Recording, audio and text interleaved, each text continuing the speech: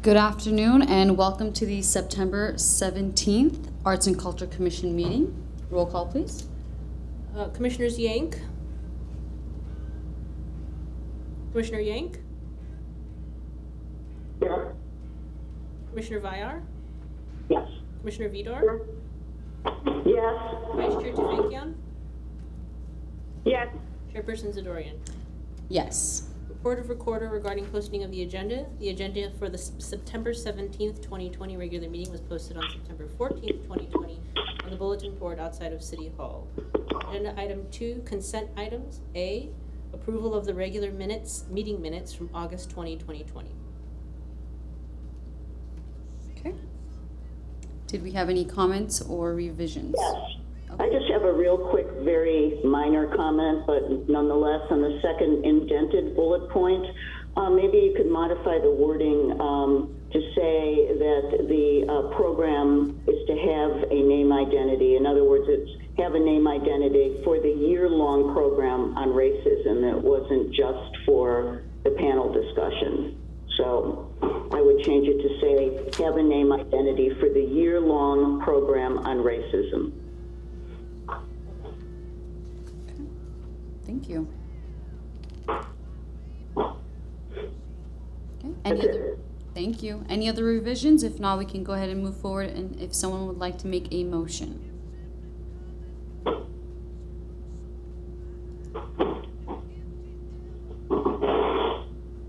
I'll move to approve the minutes as amended. Thank you. Do we have a second? I'll second that. I'm Commissioner Vyar. Roll call. Commissioners Yank? Approved, yes. Vyar? Yes. Vidor? Yes. Vice Chair Tufenkian? I was absent, so I'll abstain. Okay. And Chairperson Zadorian? Yes. Okay. Agenda item 2B, consent item, approval of the special meeting minutes from September 2nd, 2020. Okay. So this is from When was that? This is Commissioner Vyar. When was that meeting held?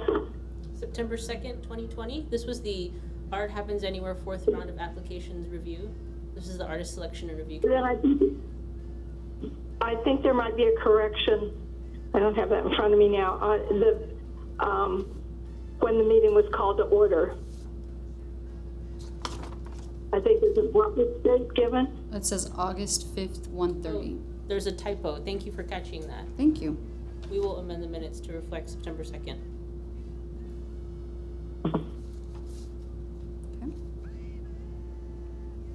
Did we have a motion? This has to be one of the people who attended. Can it be any of us? It could be any. It could be any of us. I just can't, as chair, make the motion. Okay, I'll move that we approve it. Thank you. Do we have a second? I'll second that. Oh. Commissioner Yank, I will say. And then we'll do roll call. Yeah. Commissioners Yank, Yes. Vyar, Yes. Vidor, Yes. Vice Chair Tufenkian, Yes. Chairperson Zadorian. Yes. Okay, agenda item 3, introductions and presentations. A, libraries and culture events presented by Jennifer Fukutomi Jones, Arts and Culture Administrator. Let me get this.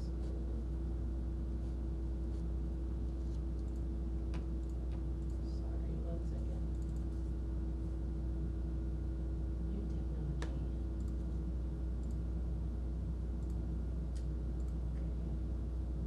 Did that work? Everybody see that? Yes. Okay, great.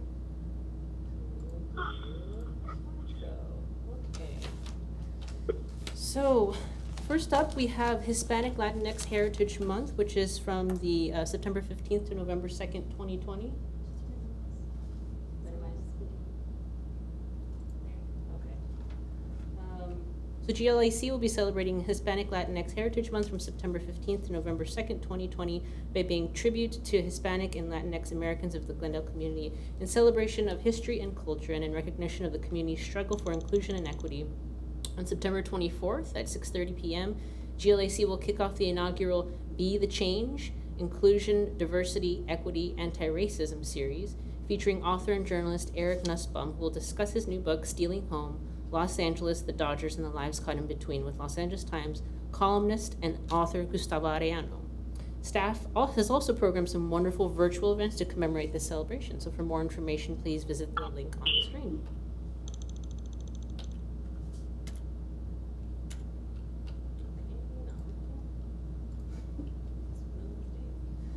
Okay, Reflections. We are excited to share that Reflections by artist Ashton Phillips is now on exhibit at Central Park.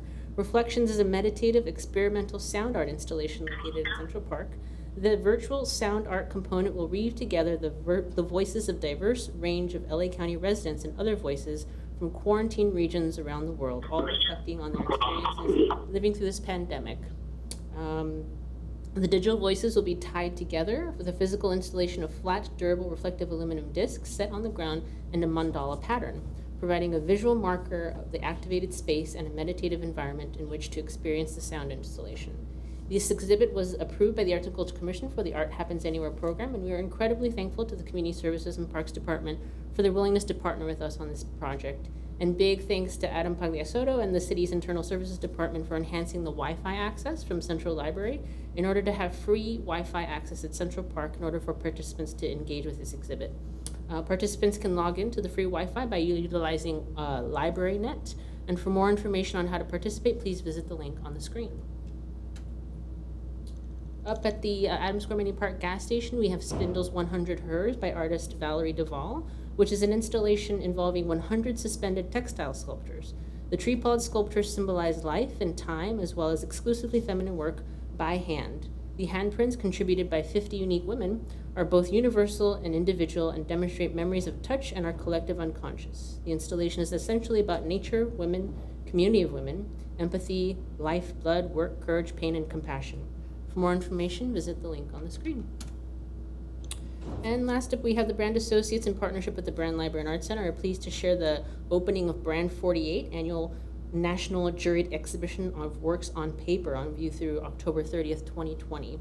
The exhibition includes 108 works of art selected by juror Dan McCleary from over 900 national submissions. The exhibition will be presented entirely online for the first year in its exhibition's history due to COVID-19 pandemic, and will have a navigable 3D gallery allowing the diverse works to be in conversation with one another, and a printed catalog will accompany the exhibition. The works on paper featured in Brand 48 have an astounding range of intimacy on the page and in virtual space. Prizes is totaling $4,700 will be awarded to the 6 works in the show. The annual National Juried Exhibition of Works on Paper has been organized and sponsored by the Brand Associates since 1971 in cooperation with the City of Glendale Library Arts and Culture Department. It is one of the region's most prestigious juried shows, drawing entries from across the country, and for more information, you can visit the link on the screen. And that is the library report. Okay.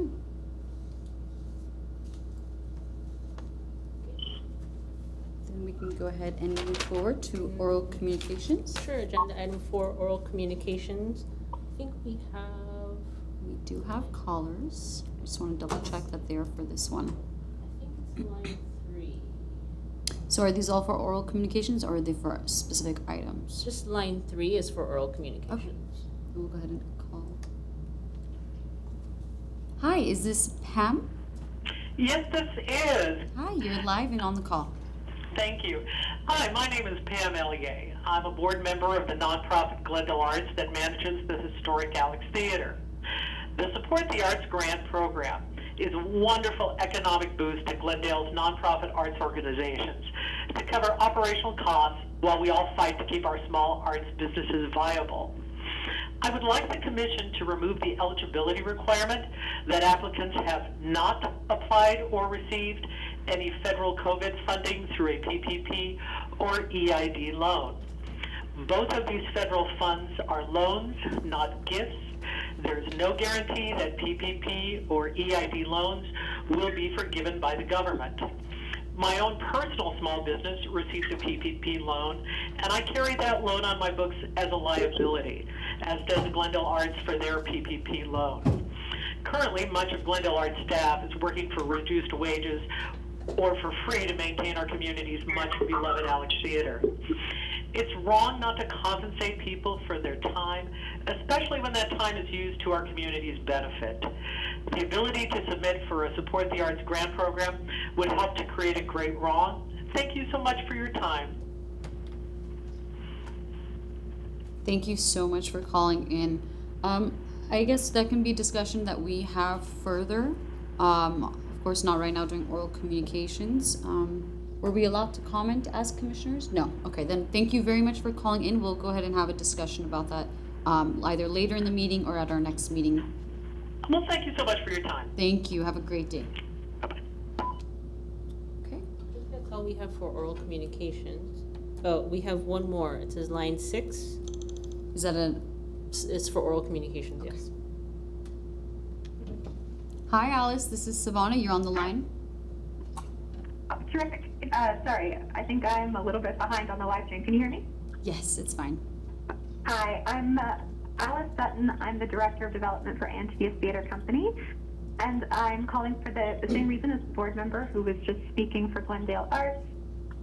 Antitheus Theater Company is so proud to be part of the city of Glendale and serve its community, and this is obviously a very challenging time for all arts organizations, particularly because we will probably be the last organizations to be able to reopen. And although we did receive PPP funding, as the previous caller mentioned, those are not grants. Those are funds that will eventually have to be repaid. We also received them several months ago at the start of the shutdown, and we continue to need funding and support to be able to continue our work and serve the community of Glendale. We're so appreciative that this program exists and for Glendale's commitment to arts organizations, but I hope that the application can be opened to organizations like ours who have already received federal funding. Okay. Thank you very, very much for calling in. As previously stated, of course, we will discuss this further, and we cannot do so at this time. So thank you for calling in. Thank you. Have a great day. I think that is it for Okay. communications. Then we can move forward from the oral communications to action item 5A. Agenda item 5A, report on the Art Happens Anywhere fourth round of, oops. We're having technical issues. Report on the 5A, report on the Art Happens Anywhere fourth round of applications. Motion to approve funding artist proposals from the fourth round of applications for the Art Happens Anywhere AHA program, and project budgets ranging from $3,000 to $15,000 from the 2019-20 work plan. So this is our final round of the Art Happens Anywhere program. On September 2nd, the Arts and Culture Commission's subcommittee for the Art Happens Anywhere program met on September 2nd to review 26 applications. And of those 26 final applications, four proposals have been invited to present their proposal on today's meeting. So I think right now we have line 5, Jennifer Benson, and I will share my screen. So it's working. It is working. Oh, There we go.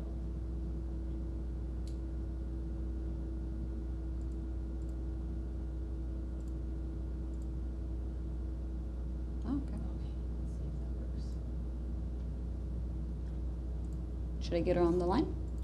Sure. Okay.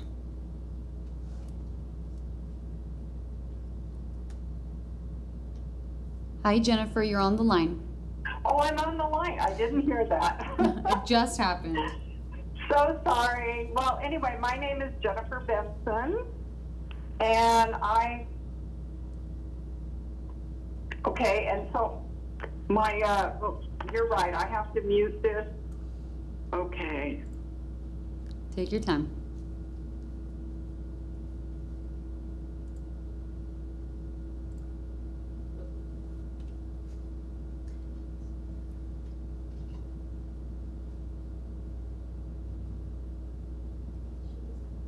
Are you still on the line? Jennifer?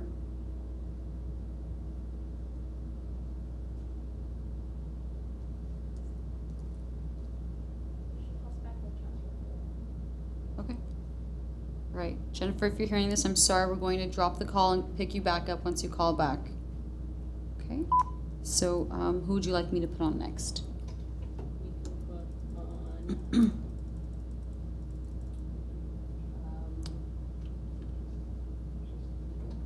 put line 1. Hi, you're on the line. Hello? This is Scott Miles in Hiroko. Are you Yes. calling us? Yes, Are yes. you calling you? Hello? Yes, yes. You're live currently on the line for the Arts and Culture Commission meeting. Okay, so, sorry, my name is Hiroko Yoshimoto. I'm here with Scott Miles. We represent 2 other artists, and we call ourselves the Blue Marble Art Collective. And our site, I'm hearing lots of echoes, so I'll keep on though. Our site-specific installation we call Impending Storm is about making the public aware of the impending dangers of the loss of the endangered species and of biodiversity caused by human actions. We envision a tall tent-like structure made by nylon filament fishnet hanging from the high ceiling that captures hundreds of small original drawings of endangered animal and plant species. This structure will be projected with the video images of wildfires and floods and other environmental disasters. Our design can be adapted to a specific site assigned to us. This installation will be experiential and sensory in nature, as viewers can enter into the net structure or walk around it. The drawings will be made by us as well as other artists that we call, and the students of all ages, seniors and kids, and many of whom are from the workshop we plan to give to the people of the city of Glendale. Thank you. I hope you could hear it. Thank you. Hello? Yes, we can hear you. Yeah. Okay. Okay. And was that all that you were going to? I open for the question. Okay. Okay, we can go ahead and get started from Commissioner Yang. Did you have any questions or additional comments to make on this proposal? Okay. Yes. One question would be, it seems like this would be designed to take place inside. And so Yes. I'm curious as to what sites would be available right now. We had a similar issue come up with another proposal where, you know, that people could actually be able to enter and see the artwork. So I guess that would be my first question. I have another one as well, but. All right. We think the optimal space would be the indoor with the high ceilings, such as the Central Library foyer, or perhaps maybe one of the galleries in the Brand Library Gallery. But Yeah, and I think that too is both of those buildings are closed to the public right now. So I'm Right. not sure, and I'm not sure when they're going to open. So I don't know how that Right. affects the decision around this round. Something maybe we can talk about it. Okay. Yes, we would like to first view the site if granted, and we are prepared to adjust our design to fit to the appropriate site. Yes. Okay. Commissioner Yank, was that all for your questions? It would just be around the video projection. I know that you know, I'm just curious about plans that you might have in terms of the maintenance of projectors and their security, because I would imagine they would be, you know, expensive pieces of equipment. So that would be my one question. how you've dealt with that in other pieces. Scott will answer that question. Hi, this is Scott Miles. The plan is to build some kind of a mount depending on the space that we're in.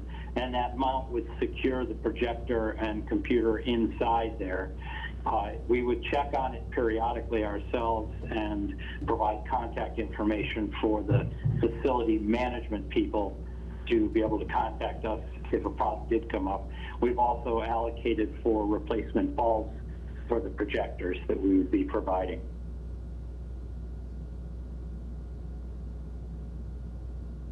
Okay, thank you. I think that is.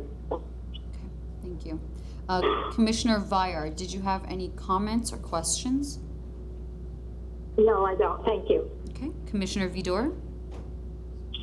Yes, thank you very much for being here. It's a very nice concept. A couple questions. One is, you mentioned, yes, it certainly is something that has to be mounted indoors.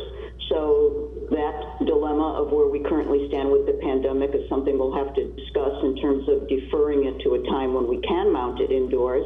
But I was wondering if you would consider, or perhaps this is more a question for the city itself, putting it in a non-traditional place, such as the entryway to the Municipal Services Building or City Hall entranceway, where there's a tremendous amount of public access and in and out, but it's not the traditional place that you would expect to see an art installation. So that's one question. And then the second question is, it does appear from your drawing to be interactive in that people are going sort of inside between the components, but would they be going underneath it? Like how exactly will people interact with this installation? All the net structure will be touching the floor, and they will be weighted by stones so they don't move around. But there will be an opening, such as tent opening, and they can go inside. I don't imagine too many people can go inside, but probably 3 or 4 at one time. And also go around, walk around the perimeter. One thing I need to say is that in the proposal, we have also mentioned perimeter artwork. In other words, around the installation, we originally planned to place easel art, the flat art on easels, and also video projection on a large screen or their wall. But I suppose it might not look too convenient to have such a perimeter in artwork. So we are willing to delete or cancel that compartment of the proposal. So it'll be just the installation of the net and the drawings. Yes, thank you. I think that's great. I really, I'm sorry.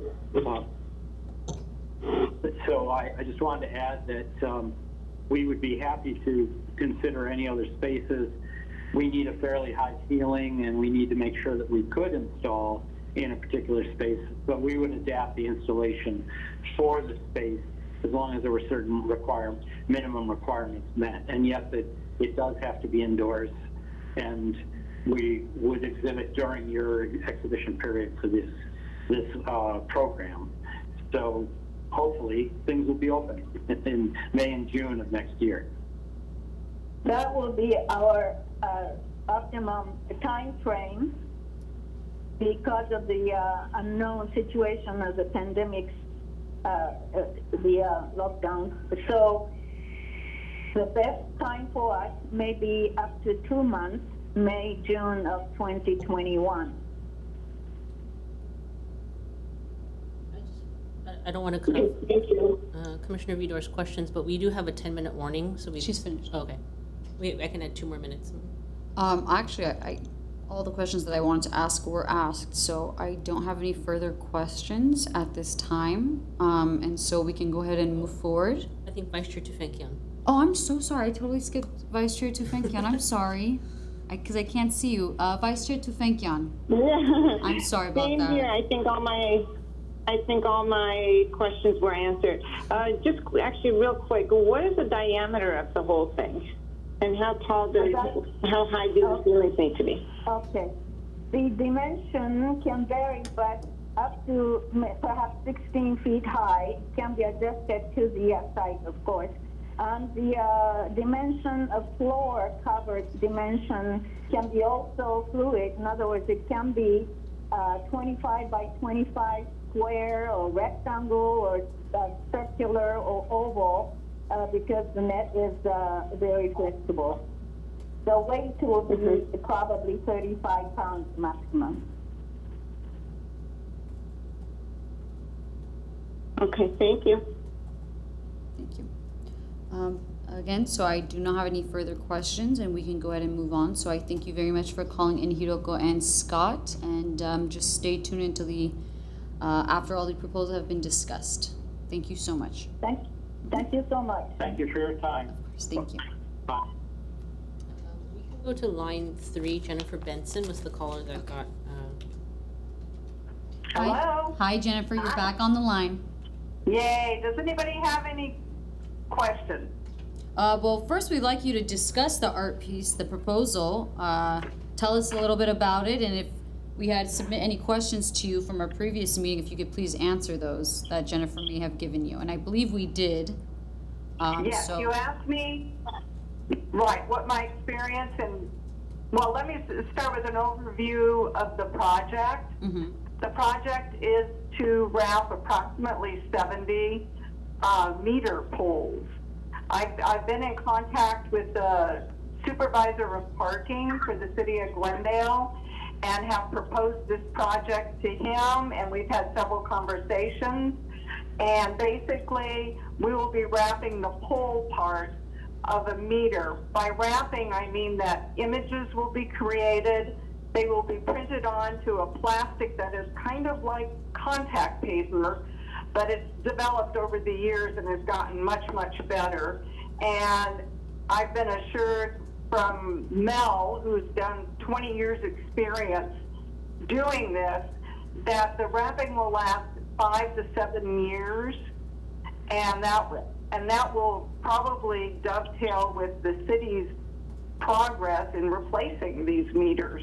Because one of the places I first mentioned to the parking supervisor was the college parking meter lot at Glendale, and he said that's being converted to pay stations.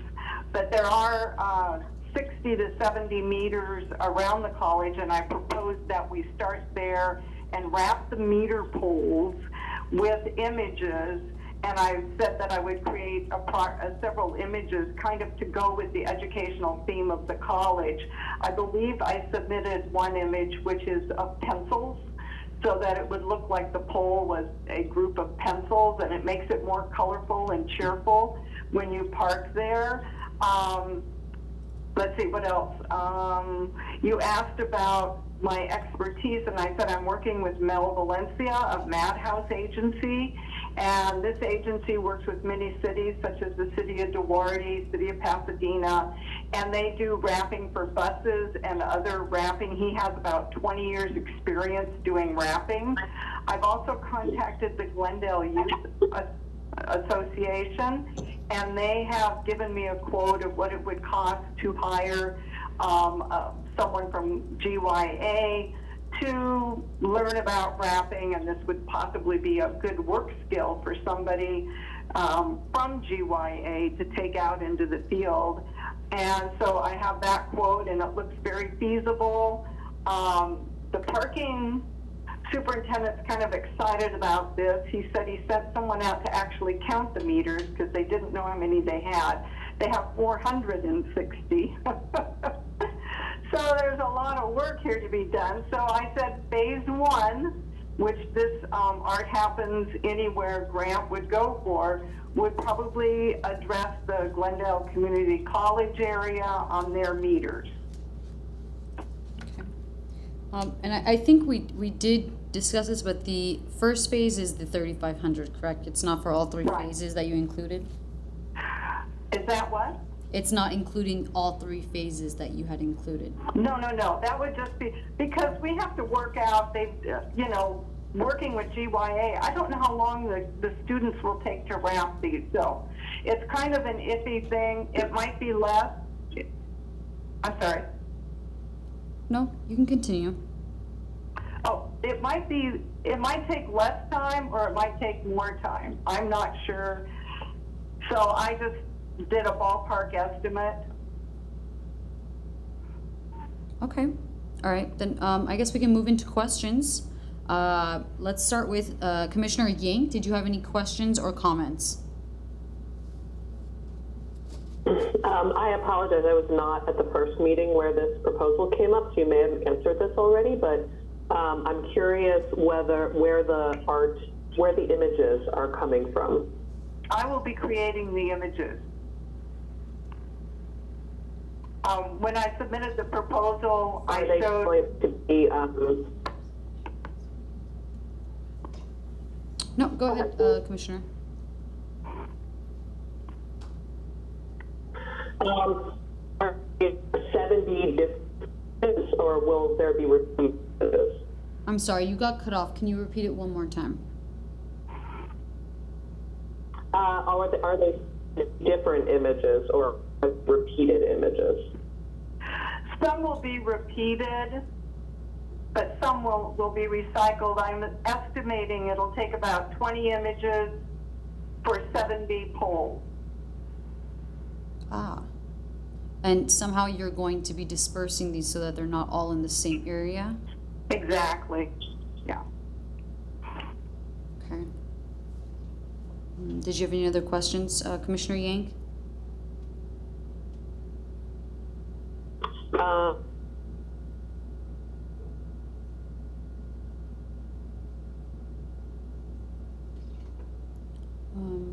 I'm sorry, I didn't hear anything, but she muted herself, so I am assuming that means to go ahead and move forward.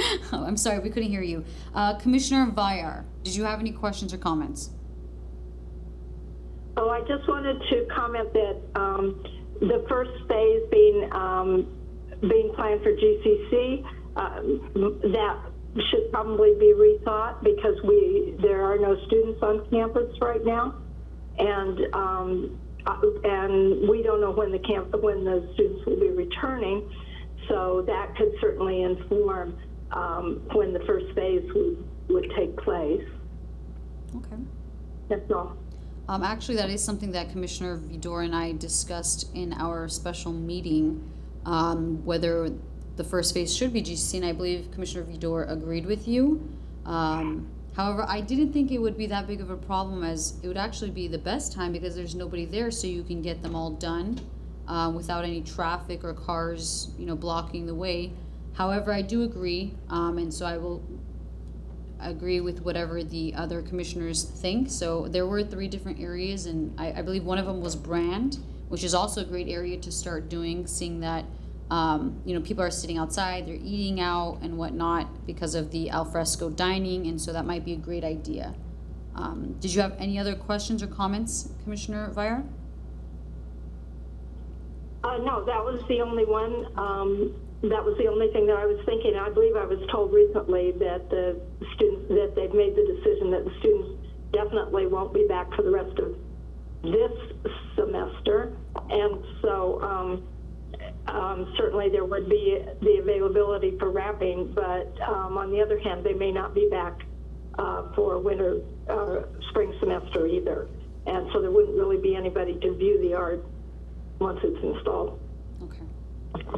Good point. Thank you very much. Commissioner Vidor? Yes, thank you, Jennifer. I think it's great. This is, I believe, the first time we've actually had public utilities in the form of parking meters be used in art, so it's a big milestone. I have a couple questions and concerns. First one is the plastic you're going to use recyclable? I'll have find out. I'm supposed to be getting samples of it, Arlene. So I will, once I get the samples, I'll be asking about that, but probably, I'm not sure. I can't give an answer. I'll have to get back to you. Okay. The second thing is, some of them look a little indistinguishable. I realize that having you present however many drawings you were going to make for these is probably not practical right now, but I would like to get an assurance that these are going to be very colorful and strong images that will be visible from a bit away. And some of the images, I mean, it's hard to see, admittedly, but some of them look a little bit kind of pastelish and like they're fading into the pole, and that, you know, the idea behind this would be to create something that's very visually stimulating on these meter poles. And then my second thing is that I understand and appreciate the idea of having Glendale Youth Alliance be trained to wrap these. The wrapping job and the longevity of the wrapping has to be really, really, high level, absolutely perfect. We can't really deal with peeling or crookedness or anything like that. So if somebody who is not a professional wrapper of things in the art sense of the word, I think they have to be trained very, very well to do this properly. So if you could just comment on that, that would be appreciated. Thank you. Well, I spoke with the GYA, and he said, the supervisor of GYA, Mr. Garcia, said that he would be involved in this to make sure that this was executed properly, and he would give me a team leader rather than just a regular worker to do this. And until we do it, we don't know what's going to happen. But Mel has done buses, cars, electronics, all kinds of things. So I feel confident that he will be with us on board and helping us wrap these. And this is somebody who's done wrap artings, 20 years worth. Okay. For cities. Yes, he works with the city of Juried, city of Pasadena. They do a lot of wrapping. They do bowling alleys all over Southern California. Mm-hmm. Okay, well, as long as someone like that or him is involved in the training and the execution, overseeing it, yeah. that's fine. Yeah, Mel is there for us. Yeah. Thank you. Thank you. Okay, Arlene. 10-minute warning, just Vice Chair Tufenkian? I just make a comment that Arlene, possibly when you said that it kind of looks more opaque, more pastel-y, could it be the quality of the vinyl? Is it an opaque vinyl, or could it be a little bit more? When I submitted the proposal, I did some very quick sketches using watercolors, that was superimposed by the graphic artist onto the pole. Those were not actual wraps. Those were images that were projected onto a pole so that you could visualize how it might look. Mm-hmm. So in concert with what Arlene Vidor said, yeah, we need strong images, and I'm certain that once the images are created, I'll be happy to go over them with somebody, but we'll be able to, they'll be much stronger, because what we did was just a quick fix for the submission. Okay, and also, is there going to be thematic, or are they all going to be completely random? All 20. They're going to be thematic. I was thinking, we have a eating area. There might be food. We have the college. There might be educational images. And at some point down the road, maybe we'll even be able to, I don't know, put on a website, because I can put print on these as equally as well as with the with the images. So possibly down the road, we might want to put something about, you know, the Arts Commission and a website where people can reach you. I don't know, something like that.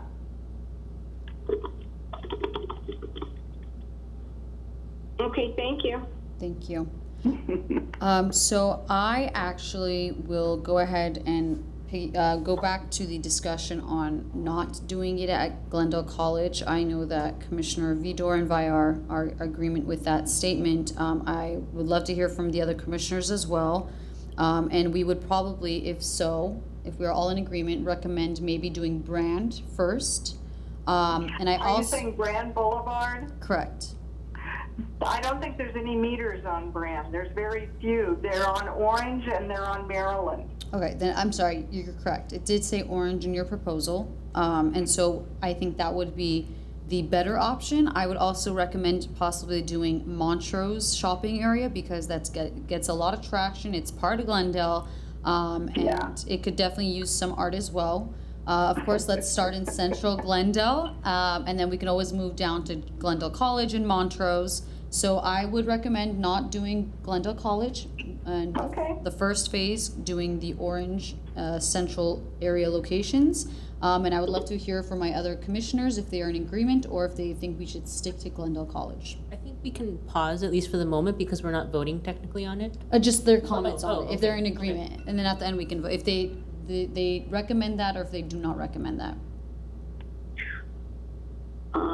Well, I'll comment. I do not recommend going to Glendale College right now. I think given the fact that we have abandoned meters in certain places, we should identify the most highly trafficked and visible meter areas, probably in central Glendale or the perimeter around it, and target those areas for this project. Okay. Does anybody disagree with that statement? If not, then we can just go ahead and move forward until we vote down the line. And I believe that is all for questions and comments. I thank you very much for calling in and taking the time to answer.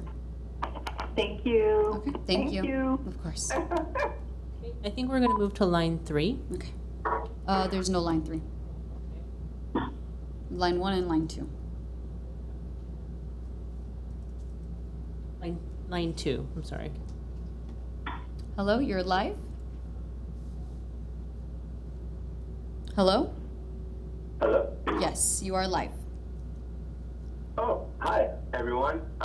My name is Ryan Griffin, and thank you for having me to speak on my project here today. So this project will create a site to upend the familiar, transforming the ordinary through a live projection artwork experience. Imagine colorful, vibrant, hopeful imagery activating a unique location in the city of Glendale for one special night a week for the duration of a month. Realizing a theme of connectedness, each live artwork session will draw on a relationship to the 4 elements of life, those being earth, water, air, and fire. Each night after the sun goes down, I will be present creating a dynamic, animated artwork using the architecture as my canvas. I utilize a loop-based painting and animation software on my iPad tablet. I construct these artworks live for spectators to watch from start to finish. In addition, viewers will also be able to join a live video stream broadcast of this meditative and contemplative process.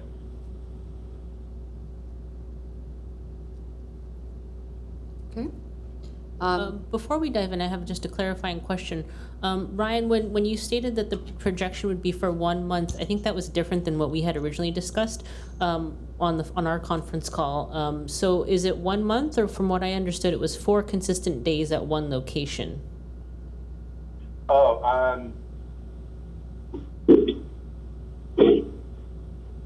It could be either. My initial proposal was for 1 night a week for a month, but I think maybe we miscommunicated that during our conversation. Okay. But I'm certainly open. My apologies. From what I understood during our conference call was that it would be a Thursday, Friday, Saturday, Sunday, 4 consistent days at one location. So I just would like some clarification before the commissioners are able to comment, so we're all on the same page. Oh, okay. We can stick with that. I think You're that would open be to better, either. actually. You're basically open to either one. Yes. Okay, then maybe we can see what commissioners would also like. So we can go ahead and move forward to comments and questions. Commissioner Yank?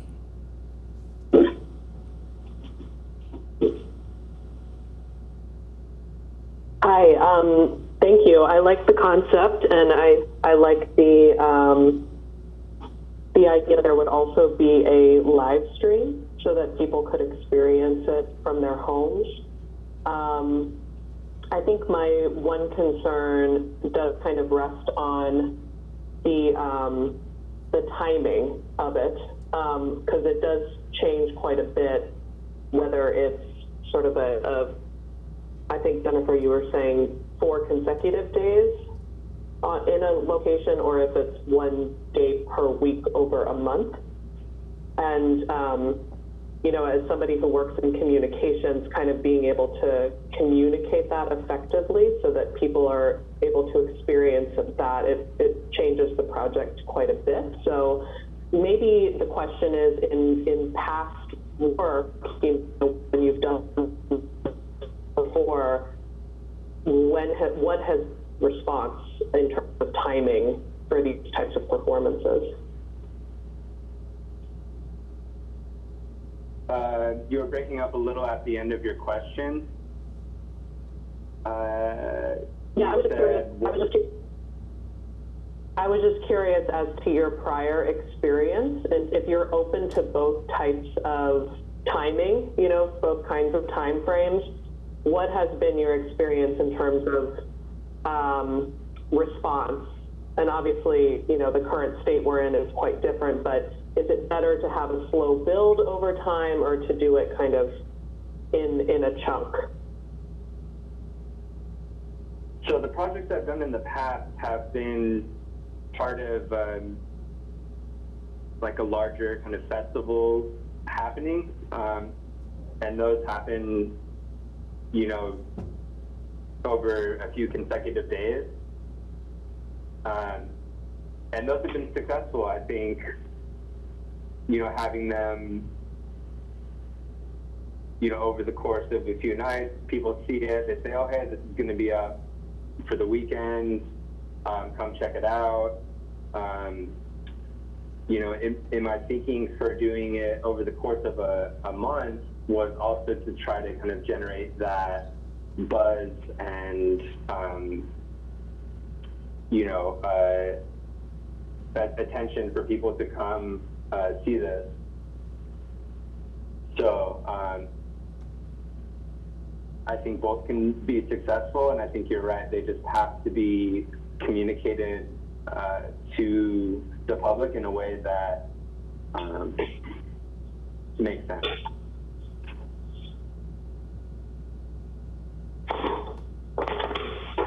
Commissioner Yang, did you have any further comments or questions?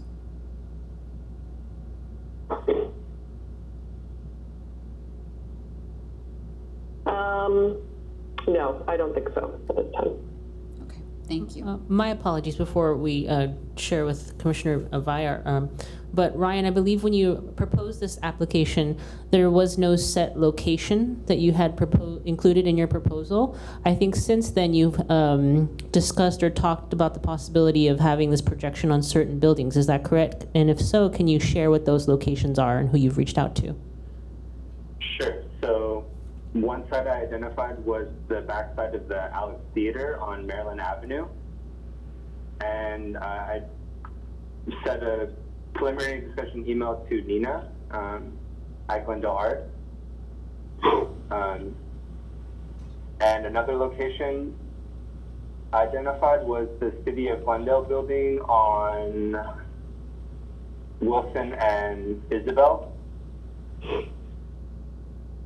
And a third location would be the Glendale Civic Auditorium. Okay, thank you. My apologies, Commissioner Vyar. Commissioner Vieira?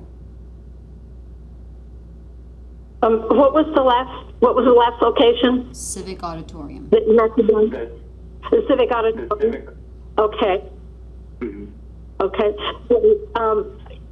I think this is a beautiful and exciting project. I am leaning toward the 1 night a week for a month model for display. Just want to say that, very beautiful. Thank you. Thank you. Thank you. Commissioner Vidor?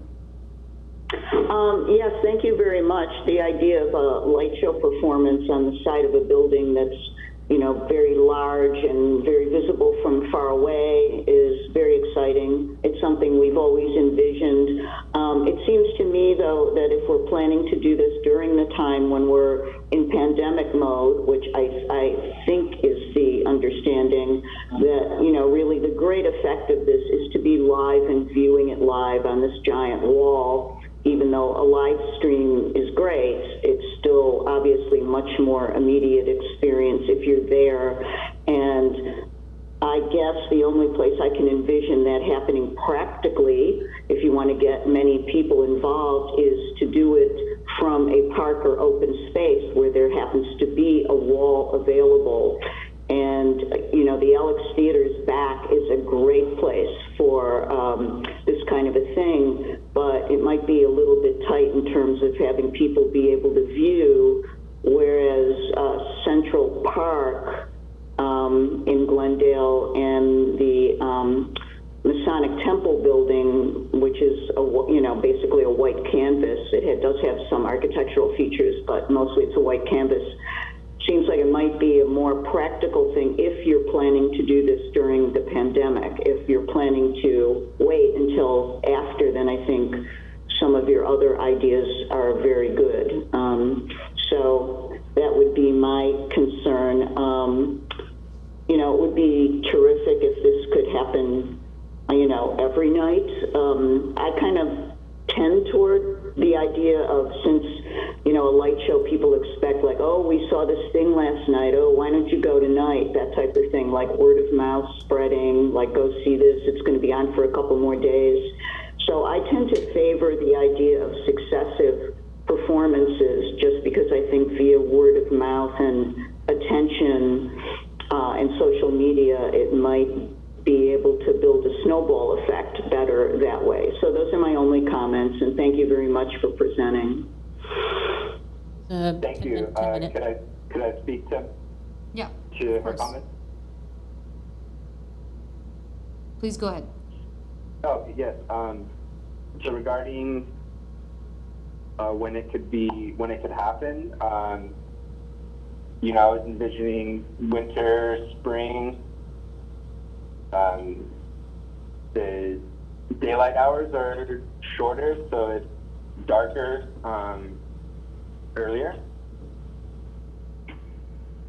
which makes it easier for people to come visit.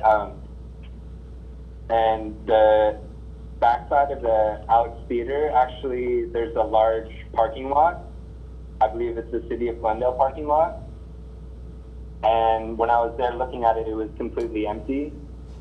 And it would be the perfect place to comfortably view the projections on the building.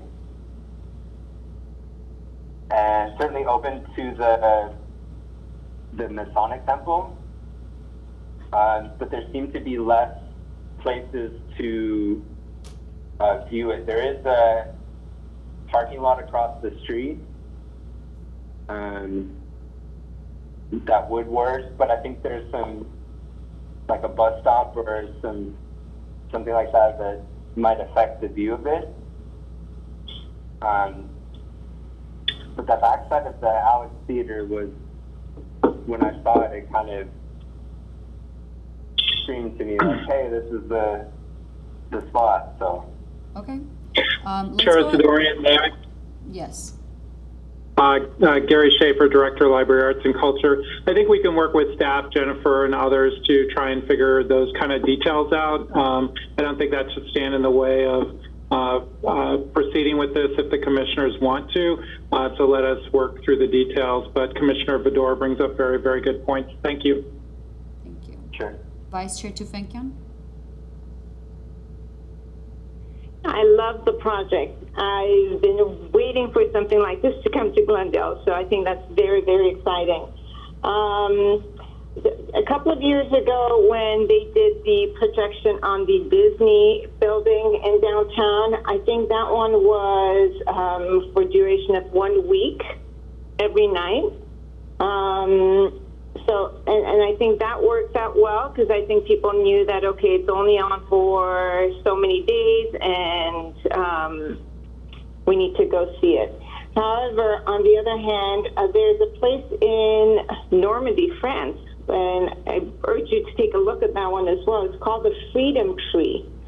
And it's a beautiful, beautiful light projection on this huge tree, and it's up once a week.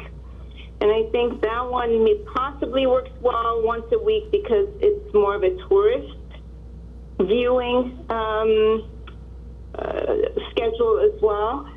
So, but take a look at that one. And personally, I think maybe once a few consecutive days might work better. And I love the idea of having it on the Masonic Temple. I just feel that's a big open canvas, and you can view it from across the street as well. So, just my 2 cents. Okay, so I actually agree that the Masonic Temple would be the best location. Unfortunately, though, it is a private building, so we will have to, get approval from the owner of the building. I think it's actually the best location because it is an open space and it gets traction from people driving by, which the Alex Theater, the backside at least, does not as much. However, Masonic Temple does. It's a big white canvas as well, and I think that would be my recommendation. My other ask would actually be if we were to make it 7 days, kind of how Vice Chair Tufenkian said it was in the past on the Disney building. I want to know how much would be added to the projected budget to just add 3 more days on. Is the main? I can't remember the budget exactly, but I assume most of it is going to the preparation rather than the actual execution. And if it is that way, then maybe we can add on 3 extra days and make it a week-long event every night of the week. That might be more interesting for city viewers. Other than that, I have no other questions or comments. Would you be open to that, however, and if so, would you be willing to kind of include something in the budget to send over to Jennifer? Yes, certainly. I can amend the budget to reflect a week-long performance. Okay, just so we can see what that looks like. It doesn't mean that we will be doing that, just so we can know what it looks like. And that's all for me. So thank you very much for calling in and answering all of our questions. Great, thank you so much. Thank you. I think at this point, Commissioner Vidor, we are going to recuse you from the meeting, and we're going to put you into our virtual lobby. So we'll see you soon, but please stay connected. It's great that that exists. Okay, let me know when I can. You're going to go to line 1. Okay. Hi, Kathy, you're on the line. Hi, thanks for having me. Of course. I'm proposing a temporary installation of a metal sculpture. And let me get the sound on it. Okay. It's a piece of bicycle frames. There are 7 frames and 13 rims.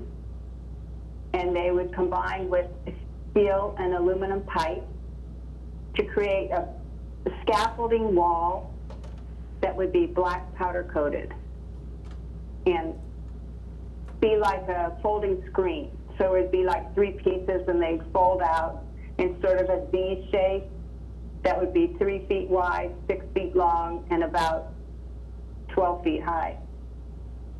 And on the bicycle frames themselves, I would be mounting 14 metal pinwheels. I'm proposing that it be January of 2021 and remain in place for 2 years. I don't expect that it would need any regular maintenance, but of course it could be vandalized. And I could paint if it was tagged, I could just paint over it to match the powder coating. And if the pinwheels are broken, I can replace them. Because it's a bicycle theme, I thought the Larry Zarian Transportation Center would be. And last week, I contacted Public Works about locating the sculpture in a disused fountain in front of the train station. And in a few days, I got a response from Rubik Golanian, the assistant city manager, and he said that the Public Works had already contacted Library Arts and Culture about facilitating the installation. So it sounds like they would be pleased to have it. Okay. So I don't know, anybody have any questions? Yeah, we can go into questions. Commissioner Yang, did you have any comments or questions? Actually, before Commissioner Yang starts, I just wanted to note, so the special meeting was Arlene and I. However, because Arlene had to recuse herself, I didn't find it fair for me to make a decision as to moving it forward or not moving it forward. And so I decided I would love for the other commissioners to review this with me. I didn't want to, have too much of a say alone. I always think that there should be a second opinion. And so that's what I'm looking for right now from the other commissioners. I looked at this myself and decided let's definitely put it forwards for others to see as well. So Commissioner Yank, if you had any comments or questions?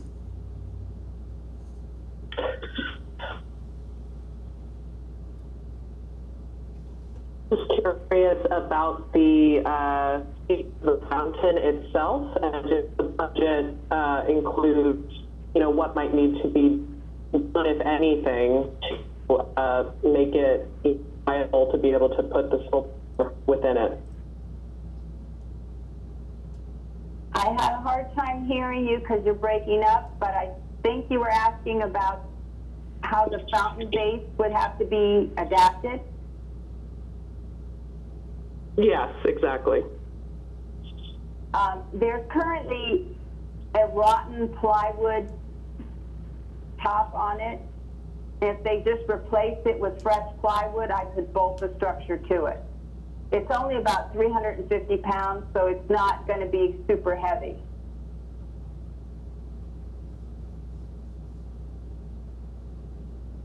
Okay, thank you. Thank you.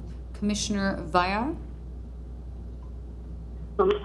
I love this, and thank you, the chair for bringing this forward to us. I love the idea of putting a transportation-related piece at the train station. I think that's brilliant. Just a great placement idea. Thank you. Thank you. Vice Chair Tufenkyan? I love the project. I think it's visually beautiful, meaningful, and I like that it's got so many moving parts. I think it's very exciting. Thank you. So actually, there were two locations that were in the proposal. One was in the center on the fountain. There was also one off to the side as well on kind of the roundabout edge. And so are you still willing to do the other location as well? You mean the on San Fernando? Oh, was that San Fernando? I'm sorry, I thought it was in the same area. I gave about 4 different locations, and we had talked about one behind the Central Library by the Paseo, but at the transportation center, there was a second location that's sort of on San Fernando where you make the turn into the transportation center. Yes, that's what I'm referring to.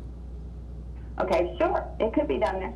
Okay, only because I love the location, of course, but something about that piece in that specific location looks a little odd to me. I feel like there's something else that's supposed to be fitting into that piece. Of course, this is temporary, but the way that your installation is, I mean, it's much more of a vertical representation, and something about that fountain like asking for kind of a different shape or of some sort. I'm not exactly sure how I want to explain it. I love that it does represent transportation. I'm glad the other commissioners did like it. So those are my only comments. Or else I do love it as well. So I think that is all for questions and comments. We can have Arlene come back in, and I thank you so much for calling in, Kathy. May I turn the door in? I'm sorry, we have a comment? Yes. Just as the artist Kathy Herenda had mentioned, this was the only location presented to the city, and the city did approve this. So they didn't approve any other locations because this was the only one presented. So just as an FYI, Okay. not to say it couldn't be located somewhere else, but this is where it was approved to be located. Okay. So. Thank you. Thank you very much, Kathy. Chair Thank you. Chair Zadorian, Yes. it's Mike Grant, and Commissioners. For now, you have some options. You could discuss this one in particular, and then after you take a vote, the commission takes a vote. You can bring back Commissioner Vidor, or you can go in order as they were presented. But then when you get to this particular one, again. Commissioner Vidor would have to remove herself again. I would rather do it that way, just so we can go one by one, and then again Arlene can or I guess we can vote on it now, is what you're saying, and then we can bring her back. Is she on the line right now? Yeah, bring her back for the remaining. Okay, then we can go ahead and do that. So we had 4 proposals. We discussed each one and we asked our comments. We gave our comments, asked questions to the artist, so I think we are ready to go ahead and move forward, and then we can bring Arlene back after. So we'll start with proposal number 4. We'll start with this one, correct? Yes. Because she's in the lobby still. And are we just going to have a roll call, or do we have more comments and discussion between ourselves? You can, it depends on how you want to do it, but we can. Okay, let's have a discussion. So just between the commissioners currently, what do you guys think? How do you feel? Commissioner Yang, do you want to go in order? Sorry, Commissioner Yang. Yes, I like this one. I think I used to use this train station all the time, so I actually think it would be a really beautiful addition. I do understand what you're saying about the shape. I wonder if there's a way that could be mitigated somehow by raising it, or there was something about, that's why I was asking about the fountain base, because it feels like it needs some kind of base. So I don't know if that would change the project budget at all, but I'm also happy to, push this one forward, but maybe the artist can consider some way of, attachment to the fountain is sort of seamless aesthetic kind of attachment. Agreed. Okay. And Commissioner Vyar? Oh, definitely. I'm in favor of moving forward with this one, and I do agree. I understand what you're talking about with the shape of the fountain. Somehow, it feels like it's not quite consistent with the shape of the installation. But I love that that the train station is a possible location, and so either adapting the fountain or even finding another spot at the train station would be fabulous, I think. Okay. Thank you. That's all. Thank you. Vice Chair Tufenkian? I love the project as well, and I do see what you mean by about the shape. Possibly, if maybe she could, I don't know, maybe go to each of the edges of the semicircle. Yeah. I don't know if you know what I mean. Yeah, but, exactly. But I think location-wise, I like the location because I believe that you're driving up to this fountain when you drive in. So I think it's, visually speaking, I think it would be very interesting. And I like the colors against the more muted background. So I think location-wise, I like it if they can make the shape fit better. So yeah, I'm all for this. Okay. Thank you. So then we can move forward to a vote. I did just want to say thank you, Kathy, for putting this fountain on our radar, because we have been looking for different roundabouts in Glendale for either temporary or permanent art, and this one is now officially on my radar of getting something very special there for long-term use. So we can go ahead and move forward to our vote. Sure, I'll do roll call. Mhm. Okay. Commissioners Yank, Yes. Bayar, Yes. Vice Chair Tufenkian, Yes. Chairperson Zadorian. Yes. Great. So we have that included in the motion. I believe we can add Commissioner Vidor back in the room. Are you doing that? We have someone who's. Oh, thank you. Commissioner Okay. Vidor, are you back in the room? Yes, Okay. yes, I'm here. Welcome back. Welcome back. Before we move on to the reviewing of, we do have this final proposal, 5,000 and more from the second round, which was discussed at the last two meetings. I did reach out to the artist for clarification. She provided some clarification. She is open to having this in an indoor facility, potentially Central Library, the foyer, or Adams Square Mini Park gas station, or a storefront on Artsock. She did say that she would ideally like to still have some type of community engagement aspect as part of it. So she would be open to creating a how-to video and putting it online. There still needs to be some clarity in regards to how people would get the actual ingot paper. Whether they would pick it up at, I'm making it up, at Central Library or wherever a pickup location might be. And then they would do a tutorial, and then where would they drop off the completed pieces? There's still questions about that, but those were the updates that I was able to provide from Okay. the artist. So is she said on the community aspect being them involved in the ingots itself, or can it be that wherever this is located, either be a storefront on Artsakh or Adams Hill, the door be open for people to be able to walk through the location? Could that be part of her community engagement aspect? She's open to everything. Whether it's the storefront or Adams Square, people would obviously need to make wear masks, Yeah, and it'd be a 6 feet timed apart. entrance Of and course. things like that. But she was open to all of that. Okay. I think the biggest question is mainly how community members would get the paper, how would they drop it off. So there's still some clarification there if we decide to move forward with it. Okay. Can I speak on that? Just the fact that we have people picking up things every day at Central Library today, and we have people dropping things off every day at Central Library today. So don't let that stop you if you want to move forward with it. Thanks. Okay. So, but we would be able to have it at any of those locations, correct? Because right now I'm thinking Adams Hill or Artsakh storefront currently. She's open to all of them. Okay. So maybe let's open the discussion for all of the pieces so far. In the interest of time, rather than going through each one by one, tell me what you guys think of each one. Each commissioner will go through and just say yes, no, if so, what they would like changed or what not recommendation, and if you want to include proposal number 5 in our vote as well. So if you guys want to start from Commissioner Yank, kind of 1, 2, 3, and 5, since we already voted on 4. Kind of give your comments if you want to include number 5, and what you think. I would like to include number 5. I do love this piece, and I think that if we can find appropriate citing for it, that it would be really a special piece to have.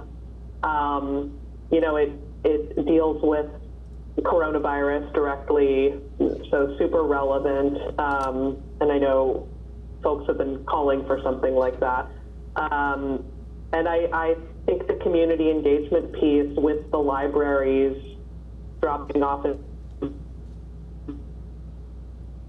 Dr. Shaper was saying, could probably work out something where people could pick up ingot papers, watch the how-to video, maybe there's a little postcard or something about how to tune into that, and then drop them off. And that could be, you know, a little campaign that was happening via the libraries, which I think just sounds perfect. So yes, I'm very much in favor of that one.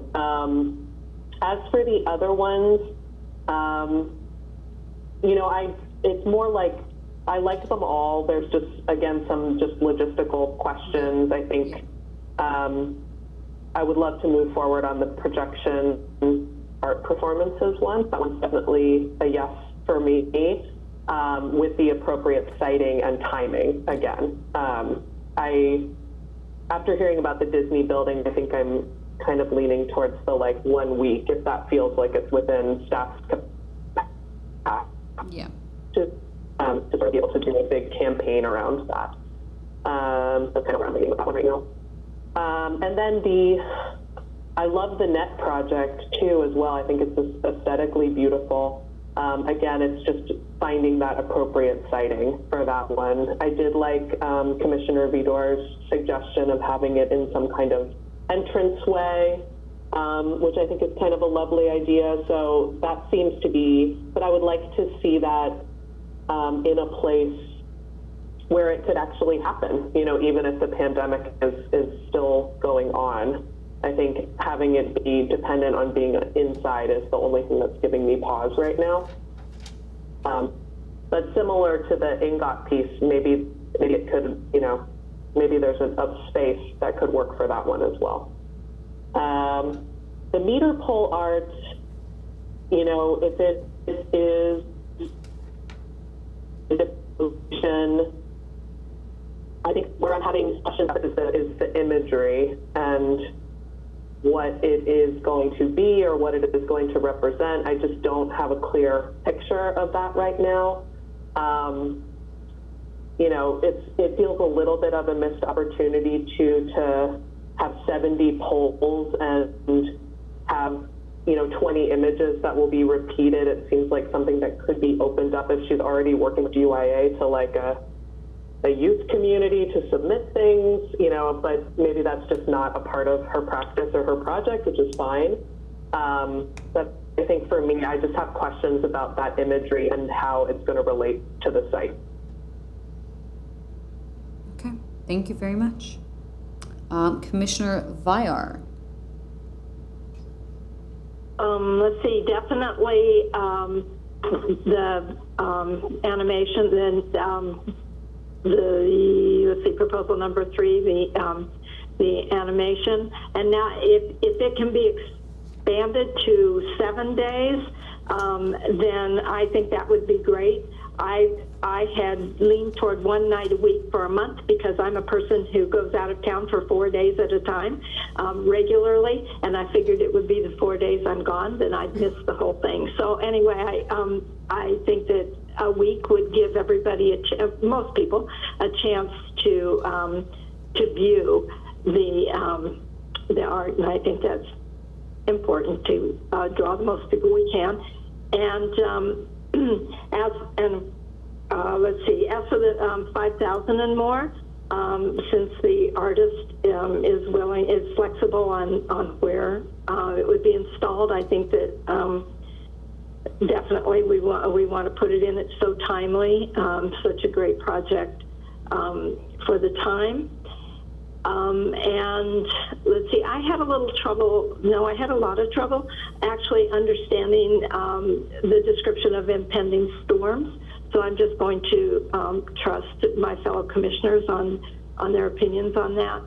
And then the wrapping the meters, I have similar concerns about it, just in terms of it, as Commissioner Yank discussed, being thematic over 70 polls seems difficult. I like the idea of the wrap being having a theme related to where it's located, but 70 meters, it seems like it'll spread out. You might have the territory it covers might require multiple themes.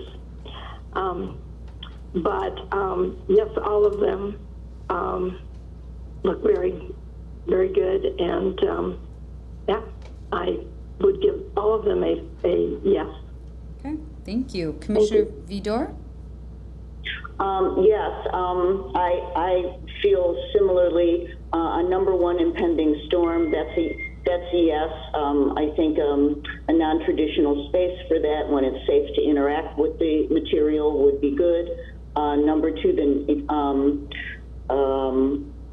what was project number 2? I'm sorry. The meter pole art. Oh, the meters. Yes, the meters. Same issue. I'm a little concerned. First of all, about what will, the plastic, but also the imagery and what it's going to say and how strong it's going to be, and The repetition of images, I'm not so sure about. I really like the idea, I think it was Commissioner Yank who brought it up, of doing something inclusive of people participating, or maybe get a cooperative group to create all the images. The light thing, yes, I think, anywhere from 5 days to 7 days in succession would be the best thing. And either the Alex with its, I forgot about the parking lot, and it's always parked up when I'm there. So I guess that could work. But I also think being able to view it from an open park space would be good. So maybe put Masonic Temple in the running as well. The ingots thing, I really like that. I'm not sure that Adams Square is a good candidate for that because it's so spectacular from the top down, and it wouldn't be very visible at the bottom. So I think it should be something freestanding that might hang in a corner in the central library so people could view it up and down without any barriers in between the artwork and their eyes. Did I get everything? Was there anything I missed? That was great. That was it. Okay. Covered it all. Thank you. Okay, Vice Chair Tufenkian. I think everyone covered everything, all the questions and all the comments. I'm good for all of them. Just question, where are we at with our budget? We have currently spent 117. So 149,117 for clarity. And how much do we have left in the budget? It says in here, I believe it's about $60,000 we have left. So we're within the budget if we vote on all of these? Yes. Okay. Okay. Then, yeah, I'm good for all of them. Good question. Thank you. Okay, then I also agree with all of you, and we are ready to move forward with the roll call. So just for clarity, I think for the meter pole art, there was some confusion on my part. Are we moving forward with it as it is, or do we need more clarity in regards to the imagery? Actually, so that was, I'm so sorry, I forgot to also mention that as well as the one for the wall. If they're going to change the budget, do we hold off until next time? I believe we should. Okay. That would be my recommendation as far as I can get clarity from the meter pole artist and I can get clarity from the projection artist. So Yeah. the three I would recommend. So I think the meter pole, it was more of we want to see what type of art, which she did say she could send to you. And also I agree with Commissioner Yank that we would like more different types of art, not just 20 for 70 poles. So if she would be willing to do more than that, as these are patterns, and to send them to you for review. Obviously, that's not going to be anytime soon, so we'd have to vote on it before having it reviewed. So I just want to go back one more time. Do we want to vote on the polls and have Jennifer kind of discuss it further with the artist, or do we want to hold off? Because the chances of us seeing the art, it's going to be a few weeks. And we don't want to rush the artist. I think we need, personally, it would be good to get more information and see how we can get clarity on this and not vote on it today. Okay. Then I will agree with you. So then let's hold off on the wall, and let's hold proposal number 3, and let's hold off on proposal number 2, which means we will only be voting. Yes, Vice Chair Tufenkian. May I make one more comment? Yes. Also for the projection, I'd love to see what the theme would be, or what the artistic vision would be for. Agreed. So. We of course want to approve whatever is going on a city wall or just in public, because of course we don't want to do anything that might be offensive.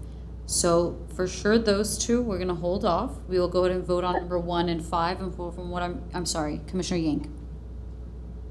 Just one last, to see maybe staff ask around the meter pole art. The artist is willing and or has the capacity to think about opening up the process of gaining imagery from, a community organization or a group of youth or something like that. I just think that would really add another dimension to the project and open it up a lot more. If it's not in her bailiwick, that's okay.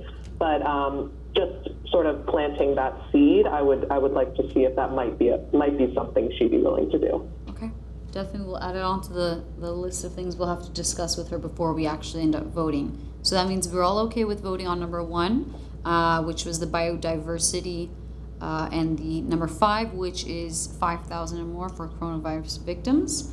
So we can go ahead and vote on those 2, do roll call, and we will hold off on number 2 and number 3 for the next meeting after we've gone some more information. I'm going to just read them one more time for clarity. Okay. So the one that we're going to be vote on right now is Ride Like the Wind, which is 8,104, 5,000 and more, which is the Ingots for 9,075, and Impending Storm, which is 14,420. So I will go ahead and do a roll call. Commissioners Yank? Didn't we already vote on? Yeah, we right away? what was the first one you said? I'm sorry. Yes, you're right. Correct. Sorry. My That was apologies. number 4, was voted on just 1 and 5. My apologies. Yes. 5,000 and more, 9,075, and Impending Storm, 14,420. My apologies. Thank you. Okay. Commissioner Yank? Both. Can I say that? What did you say? Yes. Was it Yes, to both. Commissioner Vyar? Yes. Commissioner Vidor? Yeah, is this yes to make a motion, or is this in follow-up to a motion? Motion. That is correct. Who would like to We make a would like to motion? make a motion. Thank you. Thank you for. Can we get a motion, please? Okay, I make a motion that we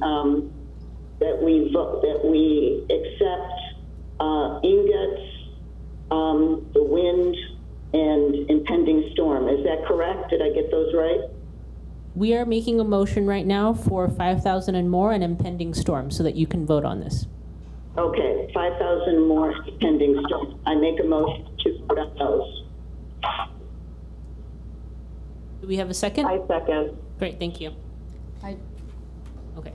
So we have done roll call so far. I'll just do it again really quickly. Commissioner Yank, Yes. Vyar, Yes. Vidor, Yes. Vice Chair Tufenkian, Yes. Chairperson Zadorian. yes. Thank you. I just realized also, thank you, Commissioner Vidor, but we did not make a motion for the other one as well when she was. I believe, Mr. Grant, you can correct me, but I believe we can table that and we can add it for the next agenda item for the October agenda. That's correct. Okay. As long as it's okay. It's in the record. Okay, perfect. Then we can go ahead and move forward. I also did want to note that there were several proposals as the other meetings we have had that were kind of on Zoom, and we had all discussed that we no longer want to move forward with Zoom proposals because we had so many who had applied, and that we would rather wait and have some of these in person. And so we've kept them on file to once things are kind of a little normalized, to maybe have them come and have these proposals be done in person live rather than through video. So there were several proposals like that, so we did not specifically bring them forward for that particular reason, but I hope to bring them forward just like we did with the Ingots and whatnot for future meetings, because they are very important and we would like to see them and discuss them to have them. Okay, we can go ahead and move forward to the next action item. Okay, action item 5B, report on the art consultant, request for proposal, selection of an art consultant. Motion recommending to the City Council that it enter into a professional services agreement with a certain consultant, an art consultant, to strategically procure and manage the commission of up to 10 long-term to permanent pieces of artwork in all parts of Glendale where public space may be available and are feasible. As staff mentioned in our last couple meetings, on June 1st, staff released the art consultant request for proposals, and the application closed on July 31st at 5 o'clock. Staff received 5 applications for this opportunity, and one of them was deemed as incomplete, so we received a total of 6 applications for review. On August 27th, staff reviewed these proposals, and the 2 finalists that were invited to present at this meeting are on the WebEx meeting, which were LeBass Projects and Dyson and Womack. So I'm actually going to hand it over to Bo Bass, who's with LeBass Projects, and he'll begin his presentation. Hello, everybody. Thank you for taking the time. guys have been reviewing a lot of stuff today so far. I'm going to try to share my screen with you quickly.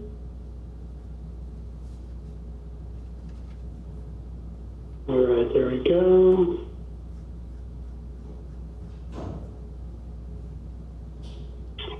Can everybody actually see the screen? Yes. Yes. Okay. So I know you have a formal proposal for me. I just wanted to run through some slides and really try to leave some time for questions for everybody. As I'm going through, please feel free to stop me. I just want to tell you a little bit about LaBasse projects, about my team, about our past work, but please feel free to stop me as we're going through.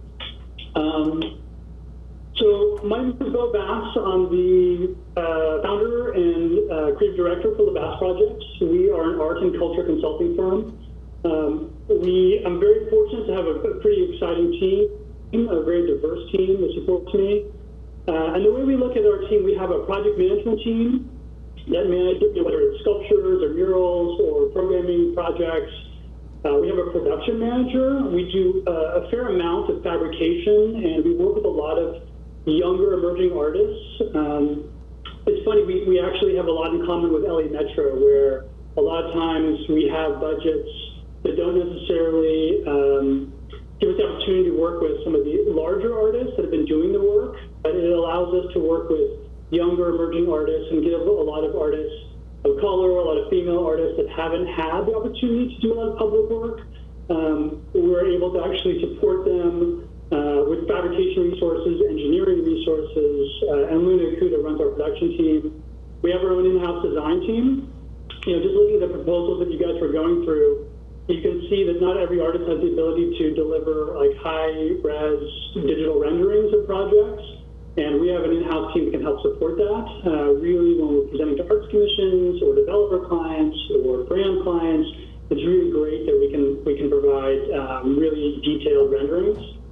And then we have a development team led by Laura Huff. So, quick brief on the team.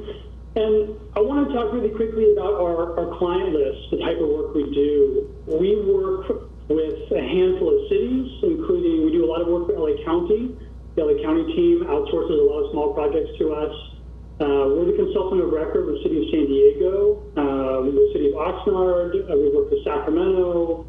We're working with Santa Clarita and La Quinta. A lot of these smaller cities, when they don't have their own arts research teams, they don't have their own cultural affairs departments, they'll bring us on board to do everything from overseeing conservation and maintenance to writing mural guidelines, to writing temporary art guidelines, to building artist databases and vetting pre-qualified artist lists.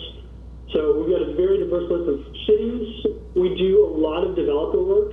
We're working on quite a few of the large development projects here in Los Angeles. We just installed 5 large sculptures in front of Netflix's new building on Sunset and Bronson. We're in the process of delivering artwork, 7 installations across Ivy Station in Culver City, which will be HBO's new headquarters. We're working on Culver Steps, which is Amazon Studios' new headquarters. And we're working on One West Side, which is Google's new headquarters. So we work with a lot of developers, a lot of big brands. We do quite a bit of curatorial for large brand partners, including American Express, Nike, Converse. When these brands want to partner with artists, they'll come to us to sort of help navigate that process. So we've got a really diverse client list, which allows us to work on everything from large scale permanent works to exciting, engaging temporary artworks. Just quickly, a little bit of our mission and values. Really what it comes down to is we try to look at public art a little differently than a typical, gallery view or museum view. We really want to collaborate with the communities we work in. We want to connect with, whether it's tenants of a building, whether it's visitors to a community, whether it's residents in the community. We really want the work that we deliver into those communities to be creative, have its own unique identity, and really want them to be fun. We want public artwork to be engaging and active, and ultimately sustainable. We want, especially permanent work, to really last and resonate in communities. I'm going to quickly flip through some past projects just to give you an idea of the different types of work we do. Platform in Culver City is a mixed-use retail office development right at the entrance to Culver City's downtown. As part of our Percent for Public Art, we commissioned an artist, Jen Stark, to deliver a really bright, colorful mural. This piece, Technicolor Drift, has actually become like the iconic artwork of Culver City.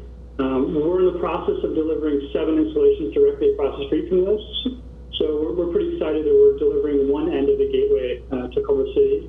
On the other side of downtown, we've just delivered another installation for the former Sony offices, and we're in the process of delivering a massive piece of artwork for Amazon Studios, which we'll deliver in end of 2021. But, we also do a lot of international work, and I wanted to showcase this really because our team is capable of, we're obviously based here in Los Angeles, but we work internationally, and it goes through our resources. We've got fabrication resources globally, and we're able to work around the world. Last year, 2018, we delivered a massive hanging installation for Auckland, New Zealand's new international airport terminal. And we worked with the airports, some cultural departments, and Gensler architects to deliver this massive hanging installation over the exit terminal. So every person who leaves Auckland through the international terminal will actually walk directly under this installation. And it was a great experience because we actually worked with an artist that had only worked on temporary works in the past. Auckland, unlike LAX, had a fairly limited budget, but it still wanted to deliver something at quite a significant scale. This is almost 200 feet long. And we were able to work with an artist that had previously only done temporary work, and our fabrication team was able to help him put together the resources to kind of tweak his materials, find appropriate materials that would be permanent, and also to put together conservation and maintenance plans for the airport. Another series we did was with the city of Santa Monica, which we called Rome. In Santa Monica, there's a 3rd Street Promenade, and they had a real challenge moving foot traffic from the southern end to the northern end of the street in a typical retail environment. And so we created this series of temporary installations that were all designed to be physically engaging. We wanted visitors, residents, tenants of the promenade to actually put their hands on and engage with the works. So we had 5 different artists. We created 7 different installations up and down the promenade. And they were all temporary, but it actually culminated in a holiday experience where instead of doing the traditional holiday installations, we commissioned LA artist Abs Mila to create 4 blocks of actual active temporary installations. This was we were imagining the Neiman Marcus window displays at scale that people could touch and engage with. Bo, I apologize really quickly. We just have a 1-minute wrap up. Oh, okay. Let me get through it quickly. Another project we did in Hong Kong, major sculpture installations at the entrance to Harbor City. And what I really wanted to get to was our process. I'm sure you'll have questions about that, but really we look at our work in 3 stages. The consulting, where we really want to strategically plan how we're going to approach our projects, identify the art opportunities. We like to spend a lot of time engaging with the community, whether that's retail stakeholders, arts commissions, cultural groups. We really want to get a sense of what are the goals and targets for our communities. And then we really curate. We'll build an RFP or RFQ process. We do a significant amount of marketing and outreach. We don't like to rely solely on an RFP or RFQ to deliver us the artists that we need. A lot of times the artists we want won't even be looking for RFPs and RFQs. So we really take it on ourselves to make sure that they're seeing them, applying to them. We'll work with the cities to try to really come up with a scoring rubric and evaluate our proposals. And ultimately, we like to make our recommendations, based on the reliability, the deliverability of the artists, the quality of the art, into our final artist selections. And then ultimately, our team manages the entire project. We'll manage the final design process with the artists. We talked about overseeing engineering, but we'll support with contracts. Any permitting needs, we'll oversee any fabrication needs. We'll we'll coordinate the budgets and timelines and trying to make sure that our art is delivering both on time and on budget. And then we'll oversee all the installation. We've got a bunch of resources with installers, so depending on the complexity of the project, we can bring whoever needs to be involved. We also do a tremendous amount of photo and video documentation. If you go to our website, we create video documents of basically every project. And then all the way to final reports and maintenance. We'll make sure that we work with a number of conservators here in Los Angeles. So for every project, whether it's a mural or sculpture, we really want to have an appropriate report and maintenance plan. I'm blazing through because I only have a couple minutes. This is a project, when we talked with Jennifer earlier, this opportunity to work in Glendale and to support the Arts Commission and support the community is really exciting for us. I use Culver City as an example because we delivered 6 major installations there so far. When we look back in a couple of years, our team will be really excited. I will be excited because we'll have an opportunity to actually put a stamp on an entire city. We're in the process in West Hollywood doing 25 buildings for a developer. The opportunity to deliver 10 significant pieces of artwork for the community in Glendale is exciting. And, whereas in individual projects, we might expect a higher budget, this is a project we'd really like to be a part of. We'd like to be able, spending some time looking at Glendale, looking at the artwork that, is already listed. I see a majority of the artworks that are on the map are electric boxes and light boxes, and this project and this opportunity to deliver some larger scale, some really landmark works for the city, it's something we'd like to be a part of. So when we looked at the budget, reviewing the urban art program and the budgets allocated, we really wanted to try to tailor our total proposal to fit. Where normally I think we would be looking at a larger percentage. We were looking at this as how can we work with Glendale to fit their budgets to still deliver and dedicate the time and resources needed over the next 18 to 24 months. But basically, I feel we're pretty comfortable managing this for a minimum $150,000 budget over 5 to 18 months. And it's really hard to nail down an exact number without knowing exactly what those opportunities are going to be. But, what I can say is we have the flexibility that because this is a project we want to be involved in, I thought the urban art program and the plan that Glendale's developed was very thorough, was very well written. I think there's some really strong points in there, and we'd like to really be a part of helping implement this next stage. Director Schaefer, I think your microphone is off.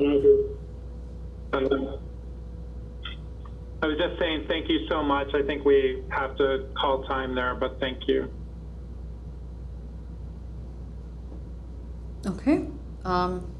I guess we can go ahead and have questions. Thank you, everybody, for questions. I'm sharing the screen. Thank you. Okay, we can start with questions from Commissioner Yang.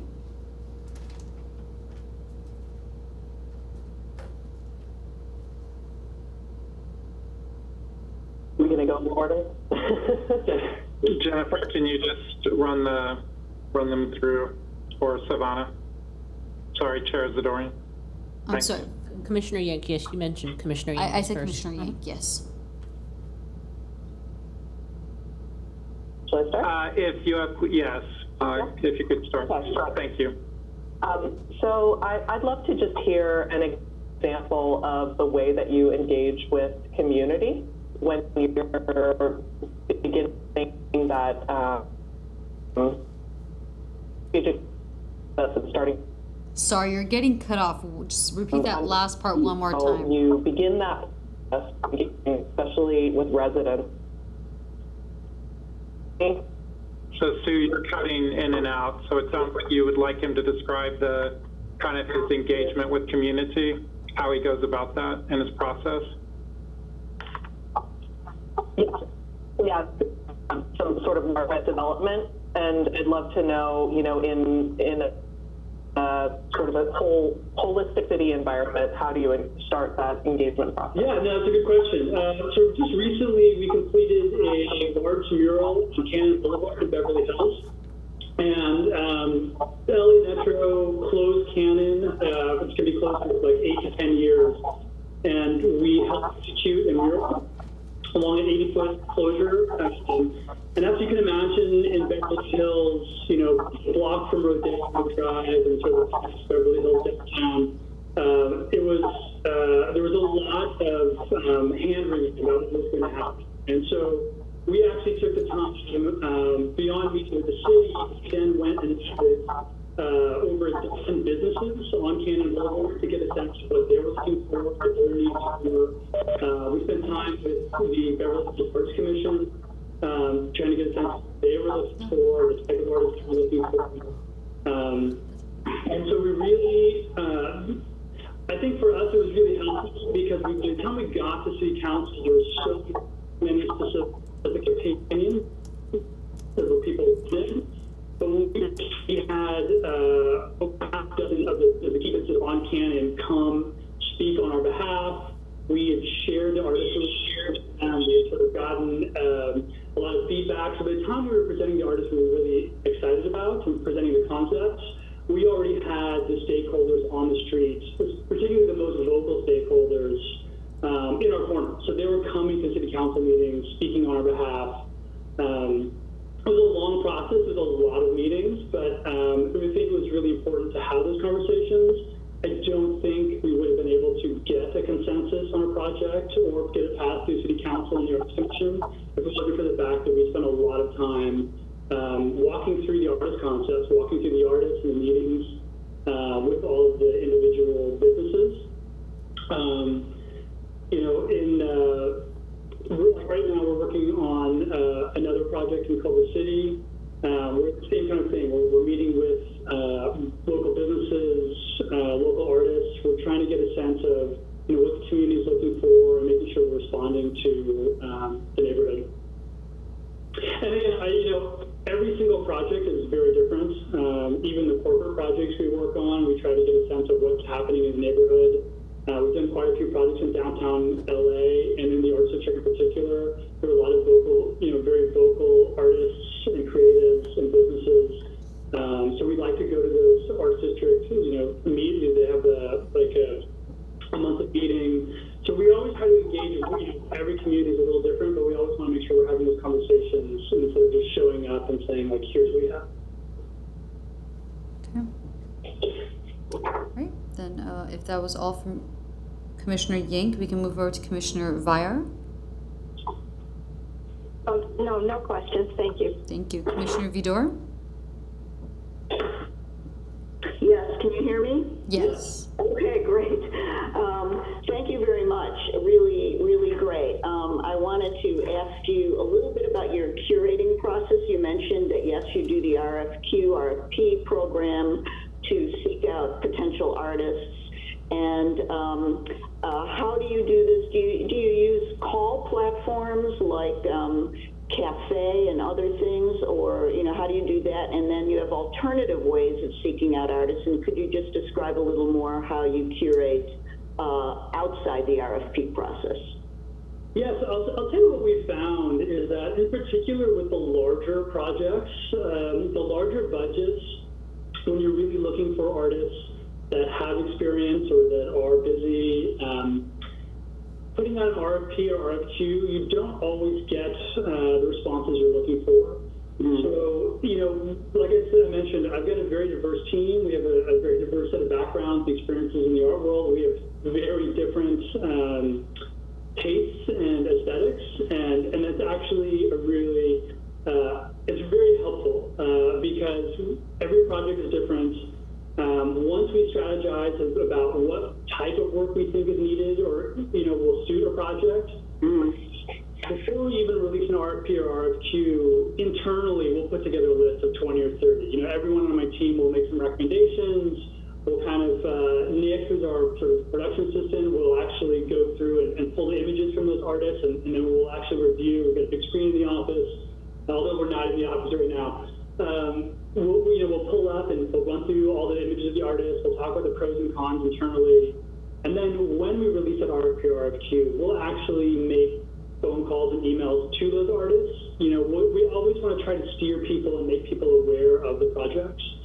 A lot of the artists we work with, even on small to medium scale work, are in-demand artists, and a lot of them are not looking for RFPs and RFQs. They're backlogged and they're busy, and you know, a lot of the platforms are a great example with the Jen Stark mural that's become. I mean, it really has become the iconic mural of Culver City, right at the entrance and gateway to downtown. Jen Stark never would have looked at an RFP. She's totally backlogged and busy with both corporate work, with mural work, with sculpture work. But we saw that blank slate, and we thought, you know, a huge mural on both sides of the street from Jen would make a lot of sense. So we pitched her on the project, and you know, we got her excited about it. That's an example of somebody that would not have found an RFP. Right now, we are in the process of we've selected an artist for Amazon Studios. We went through 2 rounds. You know, we had a very talented client that it was really hard to find exactly what he wanted. And, you know, most of the artists that he got excited about and the team there got excited about were artists that we had to steer into the process. We have a very significant database. We've built artist lists for the City of San Diego, for the City of Oxnard, the City of Santa Clarita, the City of La Quinta. We've helped add to the City of West Hollywood's artist list. And so through that process in Southern California, we've really bulked up our own database, you know, sortable by new media, by murals, by sculpture. And then even internally, one of the things we're always looking for, and maybe I'm getting into too much depth here, but, you know, there are so many small to medium budget sculptural projects where there are a lot of unbelievably talented artists that we know could deliver sculptures, but haven't had those opportunities. So they're not applying to RFPs because there's nothing to show for it. We are comfortable working with some of those artists because if they've got a design, we have a production designer. You know, Luna's an industrial designer. We have all the fabrication resources. We have engineers that we've worked with, so we can help handhold some of those processes and bring artists into projects that ordinarily wouldn't be looking at these kinds of things. So I hope that answers the question a little bit, but we do not like relying purely on the RFP and RFQ.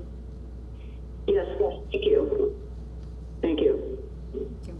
Okay. Vice Chair Tufenkian. Hi, yes, hi. Thank you for the presentation. Looks very good. How many, I don't know if this was specified earlier or not, how many sculptures are we talking about? And would you be looking at different locations to put them in? Or Yes. looking at what we have already done? Your RFP looked at up to 10 installations, and it wasn't overly specific about the exact locations or types of artwork. We're talking about gateway signage, some streetscape art, some overhead installations, and iconic art. I think if you look at our body of work, we've delivered basically every type of category that we're looking at. And, you know, our thoughts are, again, the RFP did not include final budget numbers or, any specifics. But that's one of our strong suits, is looking at the sort of holistically, okay, we're going to look at 10 locations. Here are 15 locations that we think would make the most impact. How do we boil those down to the final 10 based on our conversations with the community, with the Arts Commission, with, the residents. Your sort of urban art map is great. It has all the feedback from the community on there, which is really cool. So, we look at finding and allocating what those 10 locations are, and then figuring out, once we have a sense of, hey, here's the City of Glendale's final budget, we would make a recommendation of, hey, we can do streetscape work here and save some costs. We can allocate more resources to a larger, monumental sculpture at this location. I think we would definitely, strategically plan and figure out how to allocate and maximize the budget. Would all 10 of them, or would all the pieces that you're looking at be sculptures, or? My guess is you'd probably want a mix. You're probably looking at some sculptures. In the RFP, they mentioned some streetscape work, which could be anything from, sort of painting on the ground to mosaic tile work, sculptures. I would imagine, some cost savings on murals in certain locations. But, without having the exact locations, it's really hard to, at this stage, really determine exactly, what we're going to be looking at delivering. Okay, and one more question. You said you'll be looking at about $150,000 budget around that price. Would that include the artwork? What would that include? No, that would be the consulting fee for a year and a half to basically strategically plan, to release the RFPs and RFQs, to curate the artwork, select the final artists, and then to oversee the final projects. And we look at that really as a minimum, without really knowing what those final artworks are. But we felt pretty comfortable if we're looking at 10 installations for a year and a half. In that ballpark, we're comfortable budgeting the appropriate, time, energy, and resources to deliver. Okay, thank you. Thank you. So a lot of my questions have been answered. I also did some research of my own on the side. So I don't have many questions. My only question would probably just be, when we are in discussion with you, are you the point of the contact? Is it, and you kind of relay everything to your team? How does it work within your own structure? Will you be the one we work with the most? Will you be coming to our meetings and whatnot? Yes, I would be the sort of primary contacts. I actually really like to go to and manage all the city meetings, and mostly I put the Beverly Hills guys as my references, and Rob with the city of Beverly Hills. There were some difficult personalities to deal with in the city, and I always keep a fairly even keel. I don't take things personally, so I've always been able to manage these processes fairly comfortably. But I would expect I would be the primary contact, and then depending on the project, let's say we're doing a sculpture installation, on brand, and then maybe Luna from my team might be overseeing the installation, fabrication of that. We might be doing a mural, on another street, in another corner, and then maybe Kim from my team would be managing the artists on that one. But ultimately, I would be the point of contact. We just, we have enough of a team to sort of separate and manage to our expertises. Okay. That's good. That answers the question, but I would be your primary point of contact. It does. Okay. Well, thank you. I look forward to possibly seeing you at our future meetings. I think that is all for our questions as of right now. So. Oh, sure. I'm sorry. I think, Bo, if you can stay on the line and mute yourself, we'd still like to keep you, because at the very end we're going to allow 2 minutes for closing comments. But I think we can move forward. Okay. Thank you very much. It was an amazing presentation. I just want to thank you all again, and just know that this is really a project we'd like to be involved with, which is one of the reasons we're okay coming in at a budget that we think hopefully fits the parameters that your office has outlined in your program. Okay. Thank you all. Thank you. Thank you. Stay on the line, but please mute yourself. And Bo, if you could turn off your camera and then just stay tight so that we can bring you back for a 2-minute closing. Thanks. I'm here. Okay, I think we can next move forward with Dyson and Womack. Chris and Emily, if you have access to your video, and then you can also share screen in order to allow for fairness in time. We're going to allow 12 minutes and 26 seconds, and I will make sure to let you know with a 2-minute warning when that time has been allocated. Sounds good. Sounds great. I'm Chris Dyson, Emily Womack. I think because of the time, I know that you can't give it a 5 minutes. We kind of probably can land it within 5 minutes and leave some more time for questions and pulling up any other information that you guys want to look at. But we're just trying to share the screen right now.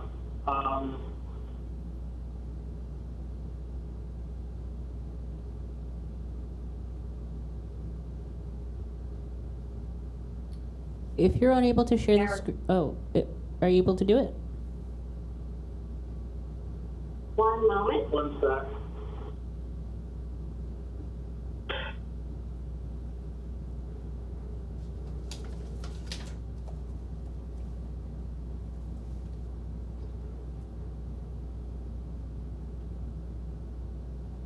If you're having difficulty sharing the screen, I believe you sent me a presentation as a backup, and I can pull that up on my screen, and I can pull that up, and then you can just tell me when to advance the slides.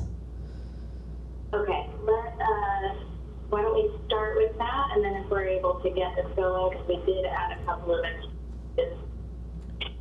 Okay, hold Then on we one will second. do that. Okay. Where's mine?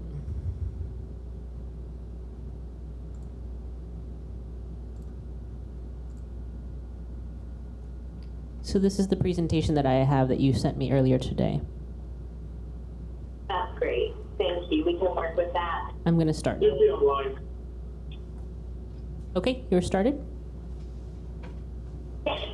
So thank you so much for having us in today to share with you. And I wanted to say, first of all, that one of the reasons that we responded to this RFP was because of how aligned we felt it was with not only the direction that we see the work that we are doing headed, but also because of how clear the vision was for meaningful, impactful public art.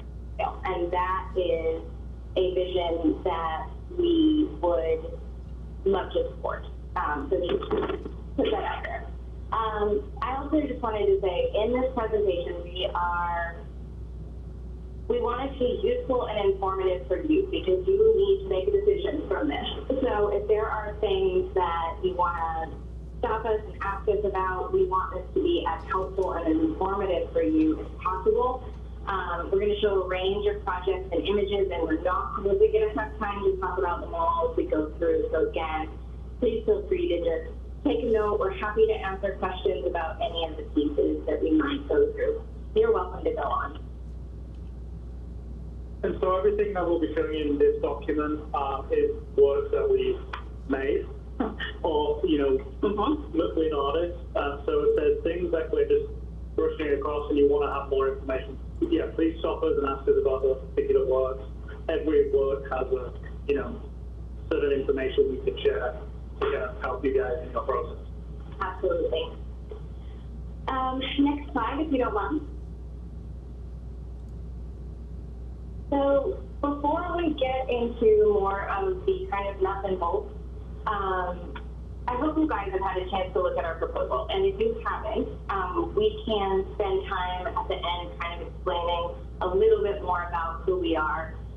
Chris and I founded this business. We worked together for a very long time, coming out of Glasgow, out of the UK, here in LA for about 9 years now. And we wanted to start with just sharing a quote, because it is from a colleague, a mentor, someone that we knew for a very long time, that was actually formative in creating one of the first public arts degree programs.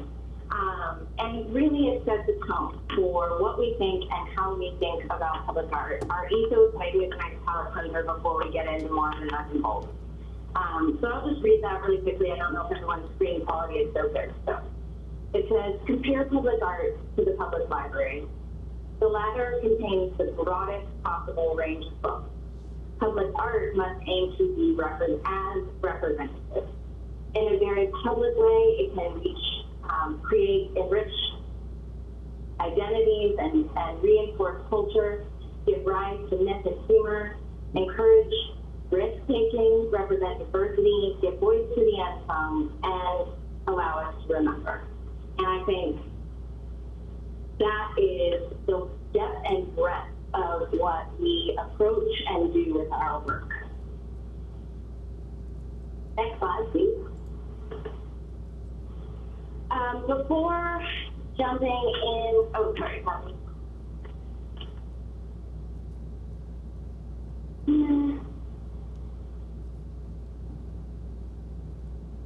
where we begin. So we were asked, one of the things that Jennifer brought up was just, how is our process? How do we work? How do we do that? And how does that relate to what we would be doing for you guys? So as we go through this presentation, you're going to see a timeline at the bottom that kind of relates back to your project. So right now we're looking at the plan development. We're going to talk a little bit about the methodology that we put in place to develop public art plans. It starts, like I said, with the plan as a document, and you can find numerous examples of the types of public art plans that we've built and the websites that we usually build to go with them for projects that have numerous commissions, which again is kind of our specialty, the area that we work in on. But it starts with outlining the values, the mission, the goals, and a very clear methodology for how we achieve that. This is the context that defines the selection process. Whether we're doing RFQ or RFP or direct commissioning or other types of processes. It gives guidance to people who are applying and also to those of us who are evaluating. And it's the basis that we evaluate ourselves on at the end of each project.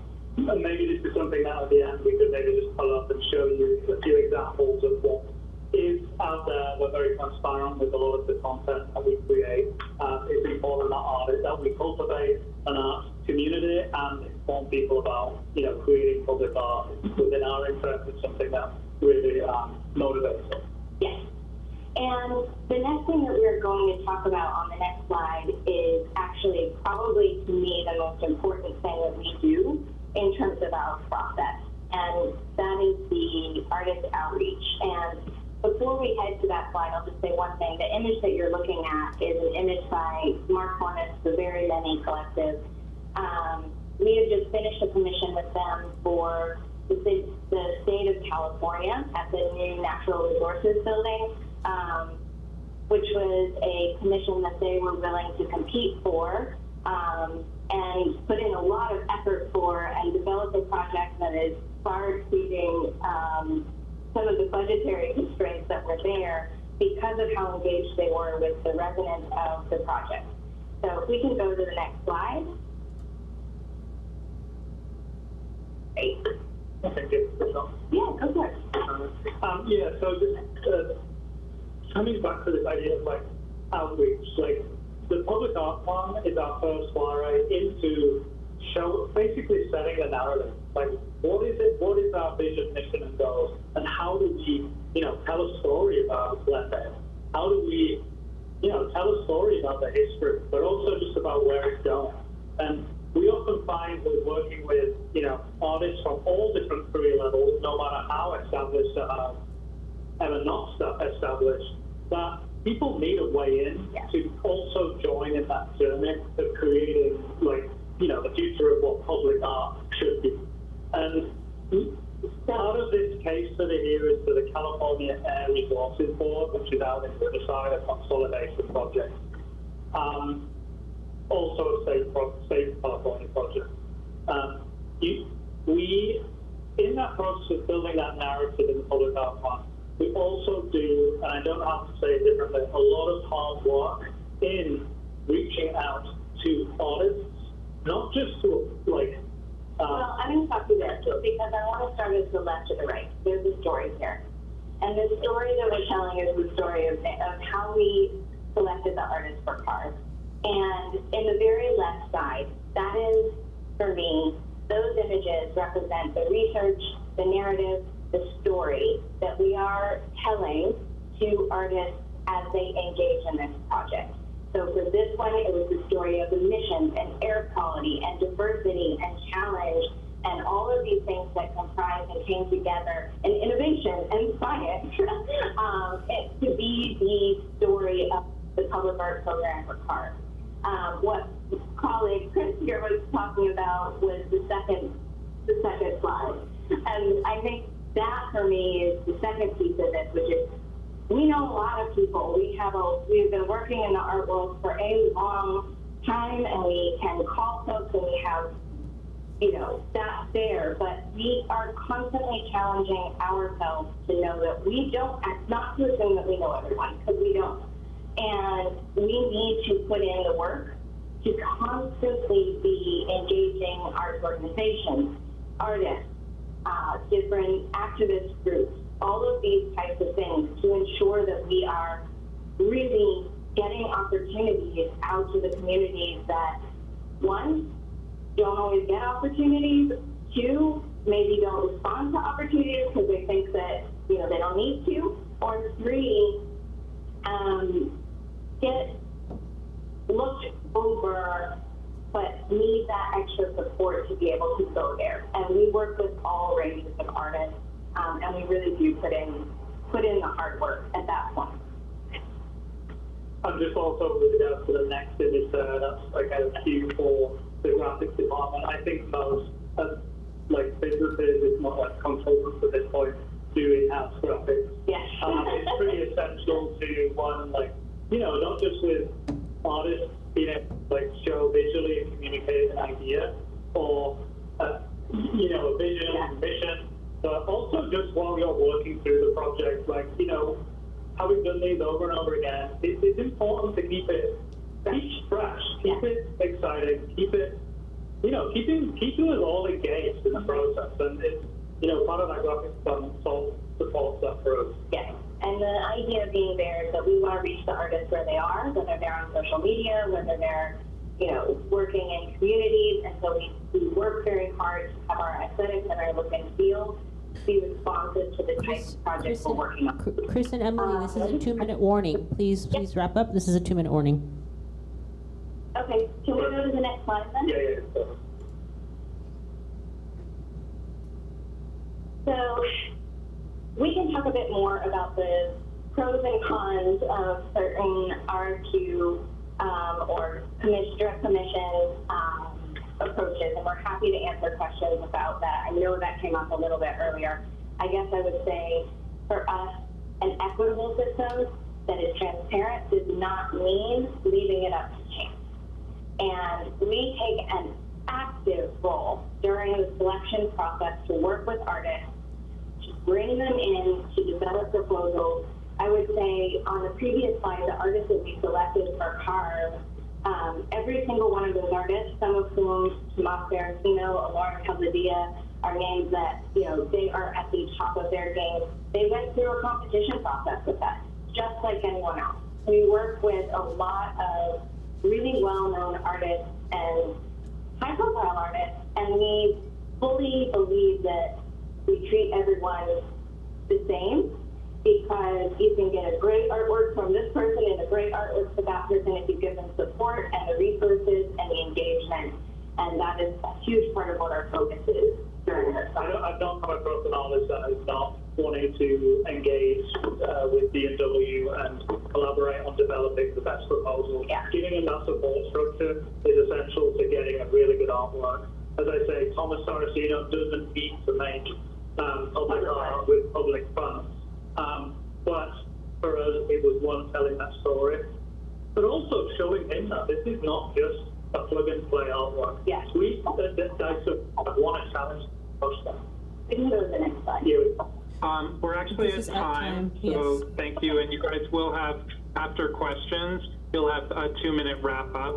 So let's go to Commissioner questions, please, Chair Zadorian. Okay. Thank you very much for your presentation. We can go forward. Commissioner Yang. Hi. You're probably going to deal with this in your next part of your presentation that you didn't get to, so I'll ask the question.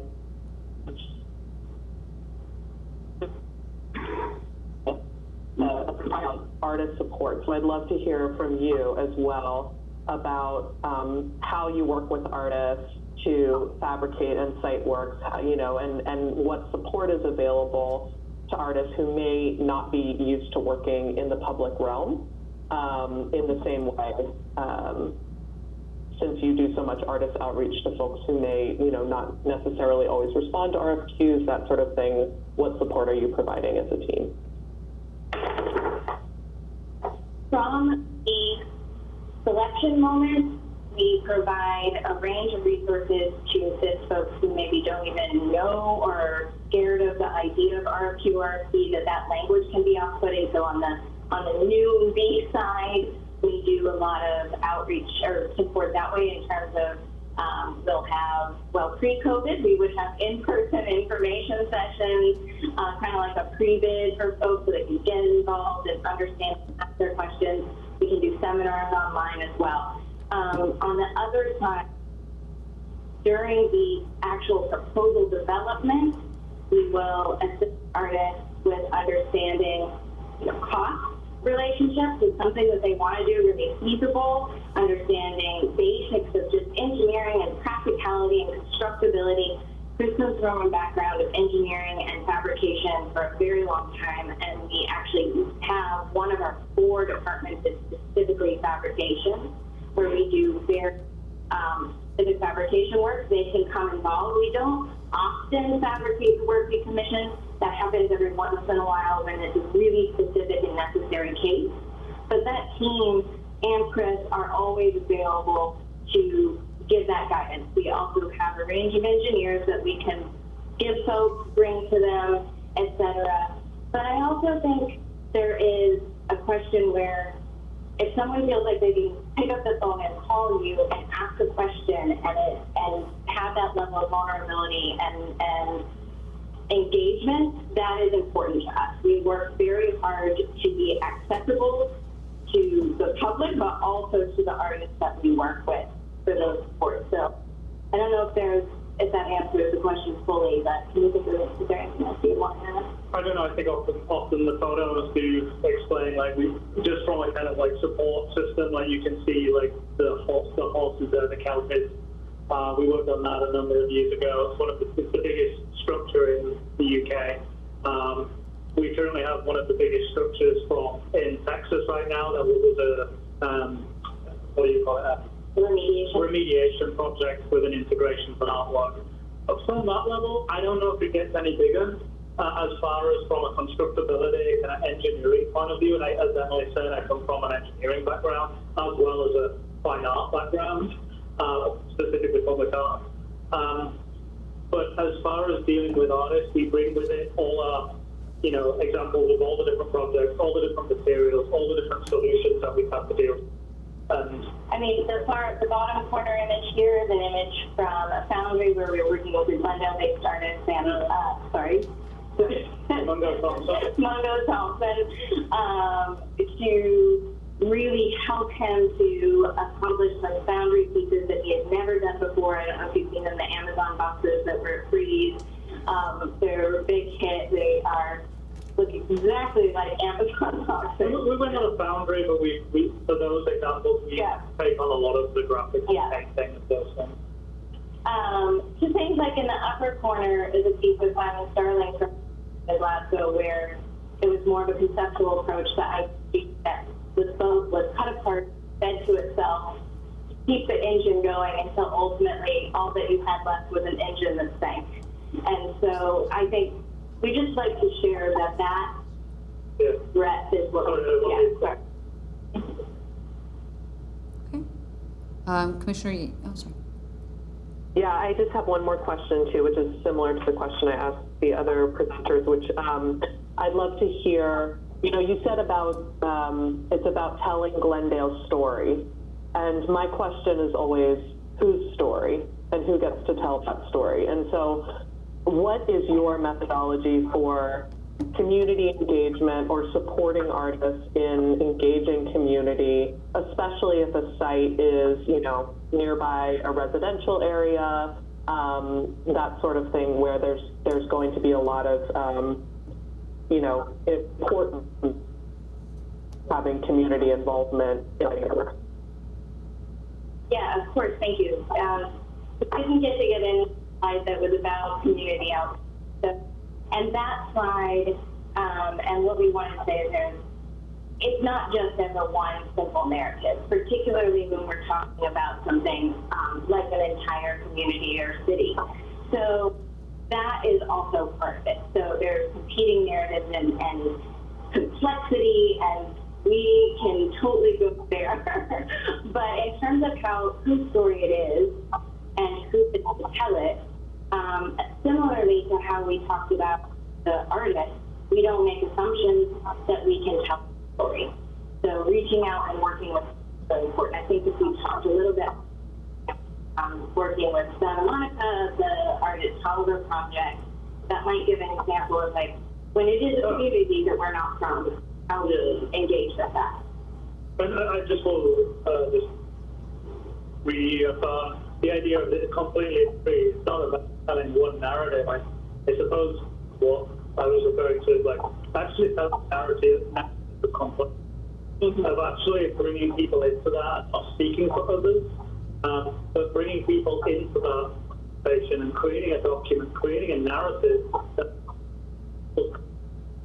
that's big for what we're interested in, not just the accessibility, but bringing different voices into the conversation of public and art, that it brings, that's what brings the best out of public art, is bringing diversity of voices, which give us diversity of artwork, diversity of approaches, and really is fundamental to making really good art. Sometimes that means going and talking to people. Sometimes that means advisory councils for folks to tell you. Well, a good example, and it's probably online or on our website, which I found fascinating. I had the privilege to work on this project, was working with Tongva, a number of Tongva people, indigenous group, which is essentially the land of Santa Monica, that region. And we worked with, we built a advisory committee and proposed that to the Santa Monica City Cultural Department, and we reached out, followed people's suggestions, created a group of people which would be on a rolling basis, which would advise on one, cultural difference, like something, the amount of information I learned just being part of how you engage with actually an indigenous artist. You know, we can all say that everyone, we treat everyone the same, but there's a way of, you know, speaking with artists that is respectful, and that was something that I learned a lot on that program, and it's something that, you know, done with understanding that it is complex and working to create a platform of, you know. Yeah, so I mean, I was going to come back to, I know the quote we put at the beginning of this, which is art should be as representational as all of the various things that you might find in the public library, i.e. there is more stories than you can imagine in that, and public art is a space that can tell that many stories and not shortchange that you have to be engaged and responsive, and again, willing to put the boots on the ground and have some difficult conversations sometimes. That's not something that we haven't come across before. Thank you for your responses. Just to do a time check, we are now approaching an almost 3-hour meeting at this point, and we are way behind schedule. So if we could have commissioners have their concise questions in mind so that we can move forward in the process. Thank you.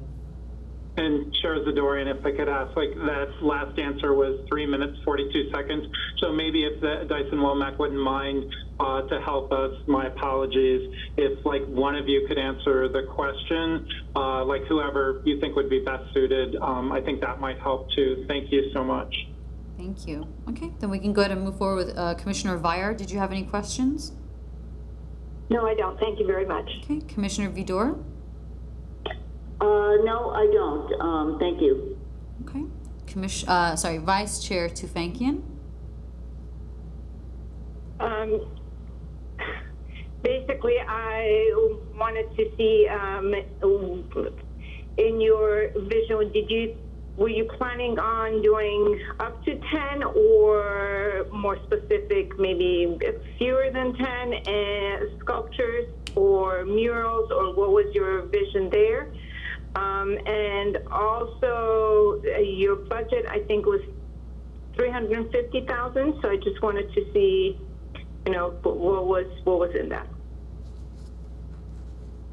Absolutely. Yes. We wanted to give you a picture of a typical breakdown budget for a project of similar scale, 6 to 10 works. That is flexible and negotiable once we understand a little bit more about what opportunities we are trying. We would imagine that there would be a range of pieces in terms of their costs and what they imply, that it would not be all, you know, large sculptures. There certainly could be other media. In fact, we are doing a lot with digital media right now, and I think that would be a very exciting opportunity. Yeah. And So I would say up to 10 is absolutely fine.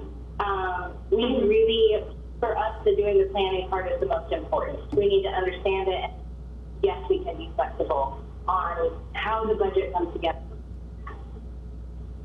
And would you also look at murals? Of course. Yeah, I think we often, we look at a very range of things, but I think the planning of like understanding stakeholders, the vision, the mission, everything's on the table at that point, and then it's a kind of real collaborative effort to set those parameters just to ensure that this is, a holistic approach.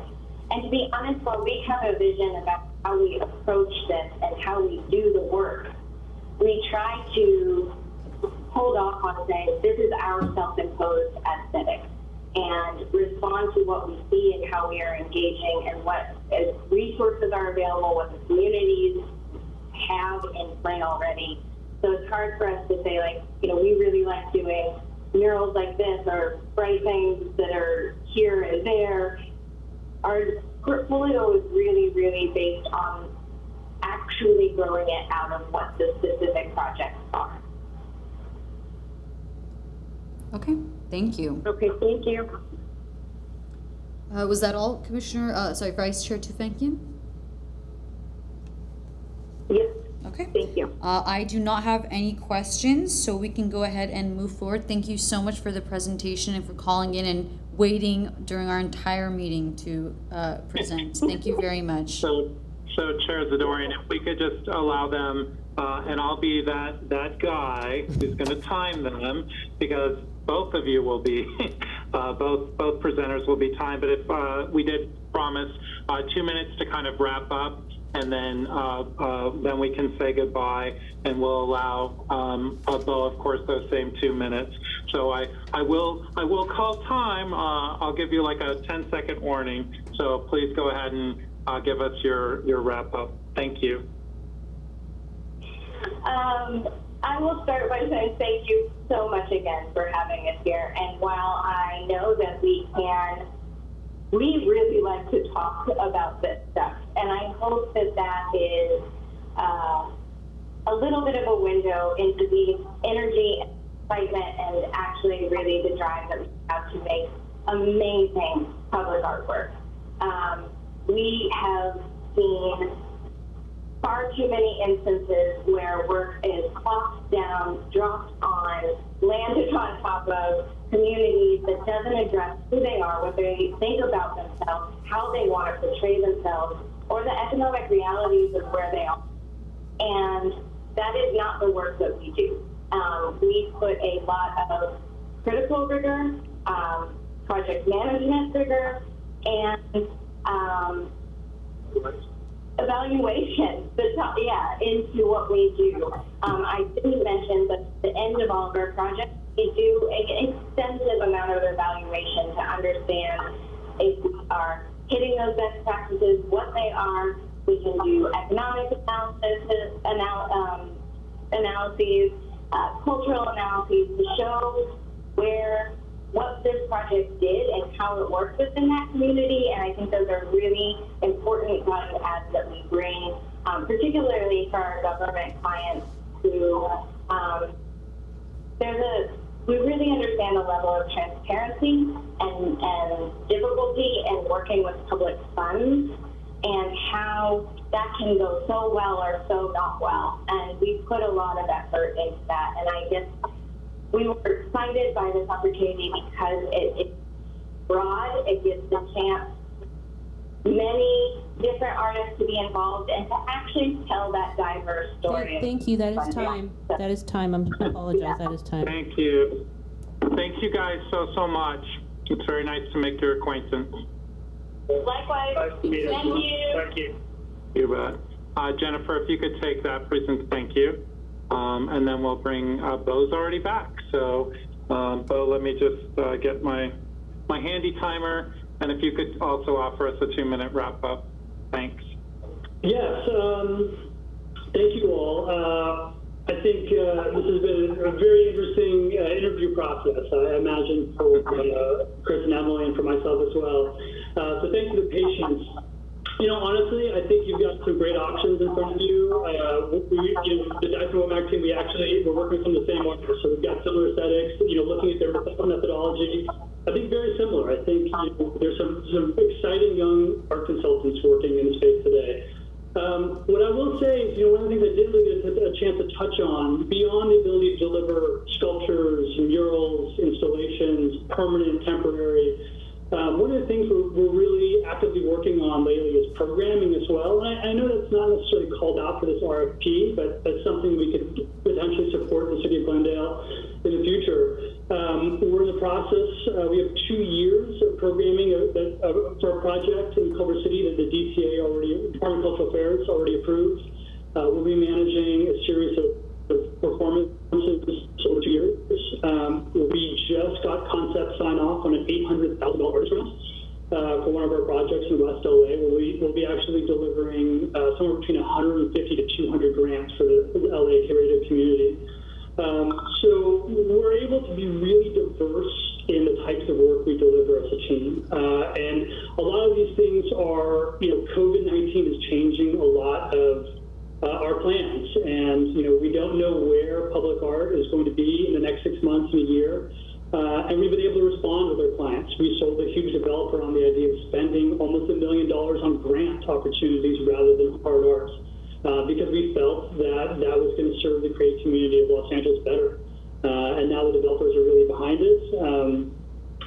So I think you've got a lot of great opportunities. We really look forward to being involved with the city of Glendale. And hopefully we have an opportunity to work with you and support the city. Thank you. So we appreciate both parties' patience, Dyson Womack and LaBasse. Thank you very, very much. Jennifer will be in touch with you. We'll wish you a very good day, and thank you for spending part of your day with us today. So, thank you all. Thank you. Have a good afternoon. Thank you. Bye-bye. Okay. Bo and Dyson and Womack, if you can please disconnect, that would be great. Can we remove them? Can we remove them? I think we have Emily Womack that's still on.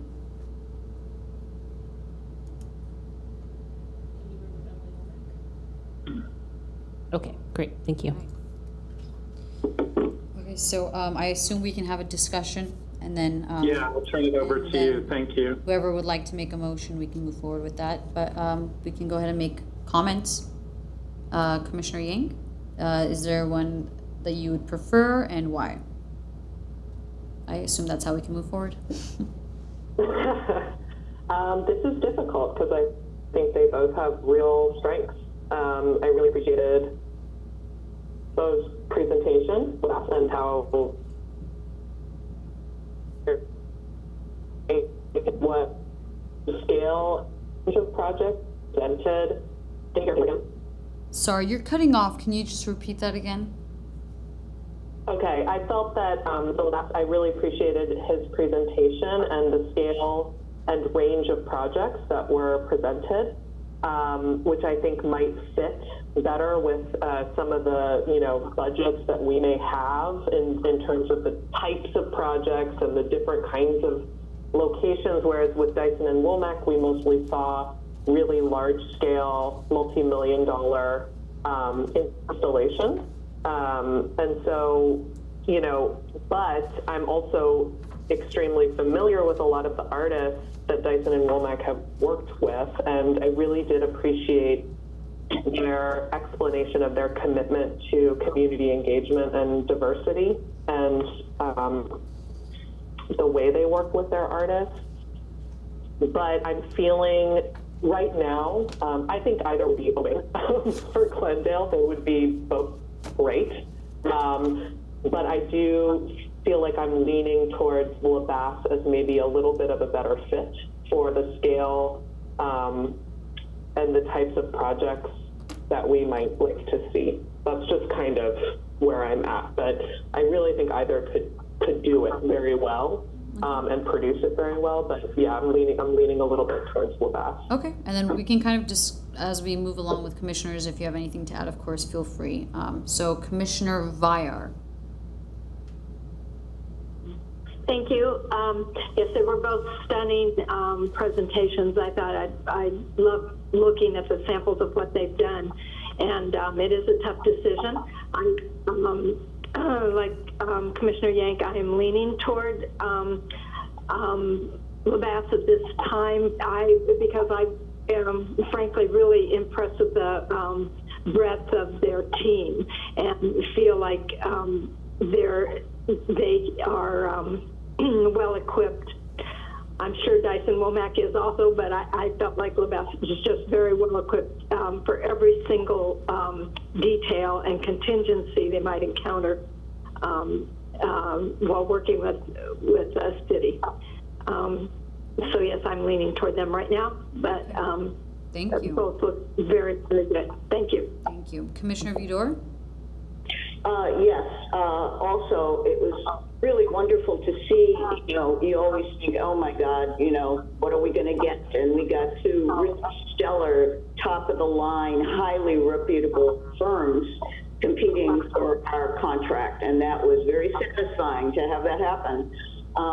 I too felt that I would like to vote for Labatt because I feel somehow like there was a connection there with Glendale and understanding the city and also giving us a real flavor in a few of the slides, which were very well presented and laid out about how, kind of, I don't know if I'm going to use the right term here, but it seemed like vertical integration, like, from the beginning, the basic input all the way through the end, and then the post-art maintenance, that I really understood what it is we were getting for our dollars from them in very specific way, as specific as he could be.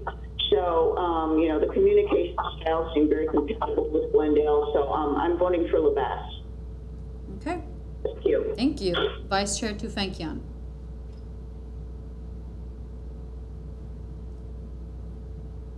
Vice Chair Tufenkian? Yeah, sorry, I did not mute. Okay, so I think I'm on that same boat as well. I think Labatt felt very, first of all, I have to say they both were very accomplished and great presentations. Really appreciated the level of the professional and the level of work that they've done, both local, national, and international. And I've looked at both their websites, and I think both of them are highly, highly, highly accomplished. I do think that Labatt might be a little bit more, how should I say? I guess better for Glendale. Yes. Yeah. Okay. So, yeah, I think I'm leaning towards them as well. Okay. Thank you. Thank you. So I agree with all my fellow commissioners. I do believe Labatt was thorough, concise, their budget fits our needs, and I do think they fit what we are looking for in Glendale. So if anybody would like to put a motion forward, we can go ahead and move forward. Do we have a motion? And if you could please read it out. Okay. What's written. Oh, read it out. Hold on. I can read it out. Oh. Yeah, I can read it out, Vice Chair Tufenkian. Motion recommending to the City Council that it enter into a professional services agreement with Labatt Projects, an art consultant, to strategically procure and manage the commission of up to 10 long-term to permanent pieces of artwork in all parts of Glendale, where public space may be available and or feasible. Okay. Do you make a move? That's what I do. Okay. Do we have a second? I can second that. Thank you. That was Commissioner Yank. I have Yank. Move Okay. forward with roll call. Roll call. Commissioners Yank, Yes. Vyar, Yes. Vidor, Yes. Vice Chair Tufenkian, Yes. Chairperson Zadorian. Yes. Great. Congratulations. But I did want to thank both for applying, for definitely giving us great presentations, and for being on this call and waiting through the last 3 hours in order to get through their presentations. It's not easy, so thank you very much. Great. Agenda item 5C, report on the Black History Month call for artists. Motion to approve Black History Month call for artists and approve funding for the Black History Month call for artists in an amount not to exceed $10,000 from the 2019-20 work plan. This was brought upon during the July 17th regular Arts and Culture Commission meeting that approved staff to begin working on a Black History Month call for artists that would be released in September and open for 1 month, and then we would have applications to review. So what you have as part of your packet is Exhibit A, which is the draft Black History Month call for artists. And if you have any edits to the call for artists, please let staff know now, as we would like to release the call for artists as soon as possible. Just so, before we start, so there were, I believe we did want, after discussing, to get edits from Black stakeholders in Glendale. It does seem that if we wanted to get this call out as soon as possible to have artists have enough time to actually create their art, it seems like we'll have to vote on it today. However, if anybody did want to have more time, I will allow the commissioner to voice their opinion. If you want to hold off, if you want to get more people involved to look this over, to have a say in the call for artists. If not, we can vote on the call for artists, and then moving forward, we can kind of get more of a feel of what the community wants and incorporate that into what we're going to be doing into the program. I'm going to start with Commissioner Yank. Did you have any comments, concerns, or questions?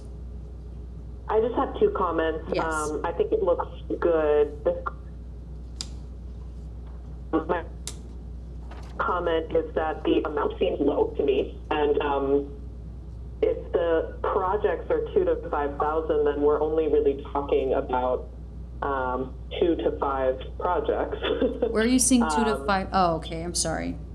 Okay, with the overall. The 10,000 total just seems low, but I don't know if that's a function of capacity or if that's a function of budget. Well, I agree with you, and we can change that as commissioners if we wanted to up the budget. You can go ahead and recommend that right now. I would say, can I comment on that? I think I want to ask about staff capacity, though, since we're talking about a month, so. Yes, thank you, Commissioner Yang, for your comments. The amount that was proposed, the $10,000 amount and the $2,000 to $5,000 project range, is based on conversations that I had with Black artists in the community. They felt that was a acceptable range as far as project budgets. With the $2,000 to $5,000, the $10,000 is really in consideration of all the other calls for artists that we're considering, whether that's Armenian Heritage Month, Hispanic Heritage Month, Asian American Heritage Month. So each call for artists could potentially have $10,000. I also do hear your comment in regard to staff capacity, because that would be me managing these additional programs with that amount. So of course, the more money that we add, like AHA, the more projects that I'm going to be managing. Okay, then I think to keep it in line with other calls, that it makes sense to keep it at the same budget, and also keeping in mind staff capacity. My other question was just around outreach to artists, and it says it's going to be released on Cafe and the websites. Is there any additional outreach plan to various stakeholder groups? Yes, we were going to do the cafe call, of course, our website. There's also, of course, the Arts for LA. There's LA County Arts Commission. There's several outlets to share this opportunity, and of course, we want to make sure first and foremost that the Glendale Black community in Glendale is aware of this opportunity as well. So, if there are any additional recommendations for places or people or organizations to know about this, please let me know, because I want to make sure no stone is unturned, and that we make sure as many people as possible are aware of it. Okay. Otherwise, I'm good to move forward on. Okay, Commissioner Vire. I was just reading through it real quickly. I didn't see Black in Glendale is a group you might get information to. So that's what we were referring to, actually. I'm sorry? That would be part of the Black stakeholders that we were referring to. So they will be a part of the communication. Oh, okay. I didn't know if you specifically had included that group or not. Okay. Then nothing more. Thank you. Okay. Commissioner Vidor? Yeah, thank you. Can you hear me? Yes. Okay, well, yeah, I was a little concerned about the money too, because I didn't know whether we envisioned, how many projects or how many objects of art or murals or whatever we envisioned something during Black History Month. But I guess we're looking at a couple of projects, and that's really what our bandwidth is, and so we will be sticking with that. But if we can increase it, that would be good. And then I did. Really, I don't want to go through this. I have a page of edits because I felt that some of the things in the call just needed more clarification. And if I start with this thing, I'm just going to hear, like, this is too much. So what do you want me to do? Can I send it to you? Or do you want me to go through, bullet point 1, expand it to indicate this, or say this, or say that? We're talking about specifics here. So would you like me to do that now, or send it in? Yes, as in previous calls, I believe you've had a lot of recommended edits, so I think you've sent that to me separately in an email, and I will do as best as I can to incorporate that, and then I have the city attorney's final approval on it. So we can send edits after the meeting. As soon as possible. I mean, the goal was that I would release it tomorrow, but if there's several edits, then I can't release it tomorrow. It would have to be later. Even if we were to, let's say, sorry Arlene to cut you off, but lag it by 1 week, that's possible? We don't have to wait till the next meeting is what I'm wondering. No, but we would have to set a date on when we would receive feedback. That's great, so then we can send in our edits. Yeah, these are very functional edits, and I will send them to Jennifer, and I'm sure that she'll be able to decide right away what to do with them. Okay, perfect. Thank you. I wasn't aware we could do that. That's great. Okay, Vice Chair Tufenkian.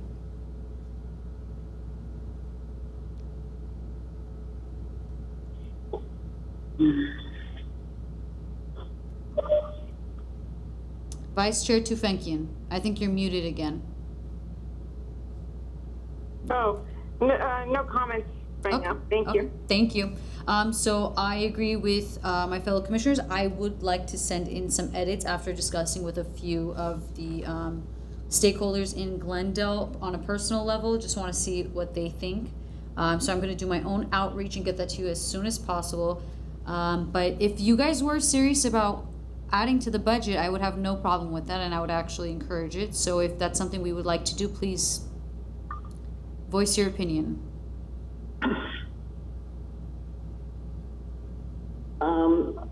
Well, $10,000 total seems just incredibly low, and almost kind of, I don't know, by comparison to our other budgets, almost, I don't want to say insulting, but it just, like, why is it that low?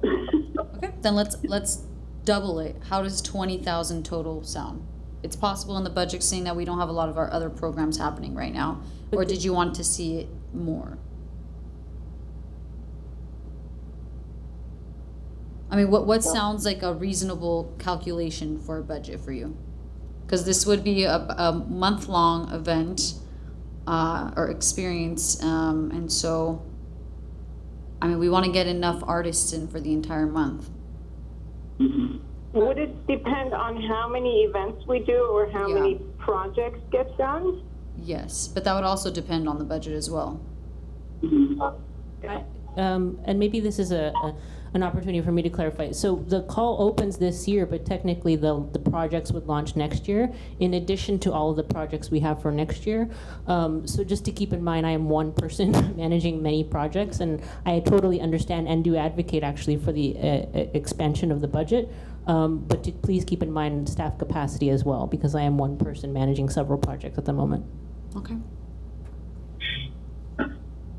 So we don't want to add too much to your plate, but let's see what's reasonable. I mean, if we double the budget, and instead of doing 5 $2,000 projects, it could be, $4 $5,000 projects that are more significant. Okay. Maybe that could be, Okay. that could be something. So are we thinking of a 20,000 allocation? 20,000, but I would definitely defer to staff in terms of what the bandwidth is in, in the number. Okay. You're getting cut off again, but so then I guess as commissioners, our recommendation would be 20,000, but what would staff recommend as well? I also would like to have clarification in regards to, since we're doing so many of these calls for artists next year, we're doing Black History Month, Hispanic Heritage Month, Armenian Heritage Month, Asian American Heritage Month, Native American Heritage Month. Is the budget the same for each? Maybe that's, I don't know that, and I could be wrong, and maybe I missed something. I don't know that commission approved doing a call for each month. Maybe we focus on different heritage months at, you know, different years or something. So I'm not saying we'll only do Black History Month, but maybe we choose Black History Month and one other month, or, but again, if, you know, commission has already indicated they'd like to do something each month, then I do stand corrected. I mean, I do think we want to do something every month, but it doesn't have to be the same thing every month. It doesn't have to be, you know, the same types of events. They can be different, and so the budgets could be different. I do think it would only be fair that the budgets were the same, but Jennifer does bring up a very good point that if we do up the budget to 20,000 for Black History Month, we will probably have to do the same for all the other 4 months, which ups the budget by a lot. So that's another piece to consider. Can I propose something that may totally throw everything off? Sorry. We're also in June going to be marking the year anniversary of the protests that have taken place. Juneteenth, some things around, other things around that are related to Black history. So maybe we could do one call, but spread it out if the artists are open to it, doing some in February and some in May. It's just a possibility. In May or June? Sorry, June. Okay. I mean, that would be an option, but we have the entire month, so I wouldn't mind to fill the month up. I mean, I would also like to do something on Juneteenth as well. Maybe we can just do all of it. That is a possibility too, to move it to get better clarification. It seems like there's more clarification that needs to happen with this call to get more community stakeholder input into it. It doesn't necessarily need to take place in February as we imagined, but as Director Schaefer is saying, maybe the programming can be shifted to June of 2021. I just think it's a big delay, but I would love to hear what my fellow commissioners think. And whoever would like to say something. We don't have to go down the line for this. Oh, all right. Well, I'll say something. I see a few options here. Perhaps, as Commissioner Yank mentioned, one bigger piece, you know, that the $10,000 serves to produce 2 selections that are $5,000 a piece, rather than having to manage multiple $2,000 pieces, so that we're looking for larger, more significant pieces and not as many pieces. That might be one way to do this. And, you know, that's what I was thinking. To try to just make this less art, but more significant art, so that people are vying for 1 or 2 slots, rather than a large collection, since we are going to be doing several commemorations and celebrations around various events and social issues. We, you know, want to spread it out, but we want it to be big and recognizable, so maybe that's the way to handle it. So are you recommending just February? When it comes to the 2 different months, what did you recommend for that? Oh, I wasn't sure I understood what the issue was. Black History Month is February, and then there's Juneteenth, and then there are other months in which we are going to have other calls. Yes. And then if you're dealing with 1 or 2 pieces during that time, I realize the calls have to be made, but isn't it more doable to have less art projects to manage and bring in? Yeah. I also thought we had discussed having June as Gay Pride Month, because that's when Pride is celebrated. I thought that's what we had discussed on top of the other cultures. So not that we can't do it all at once. Of course, you can do everything together.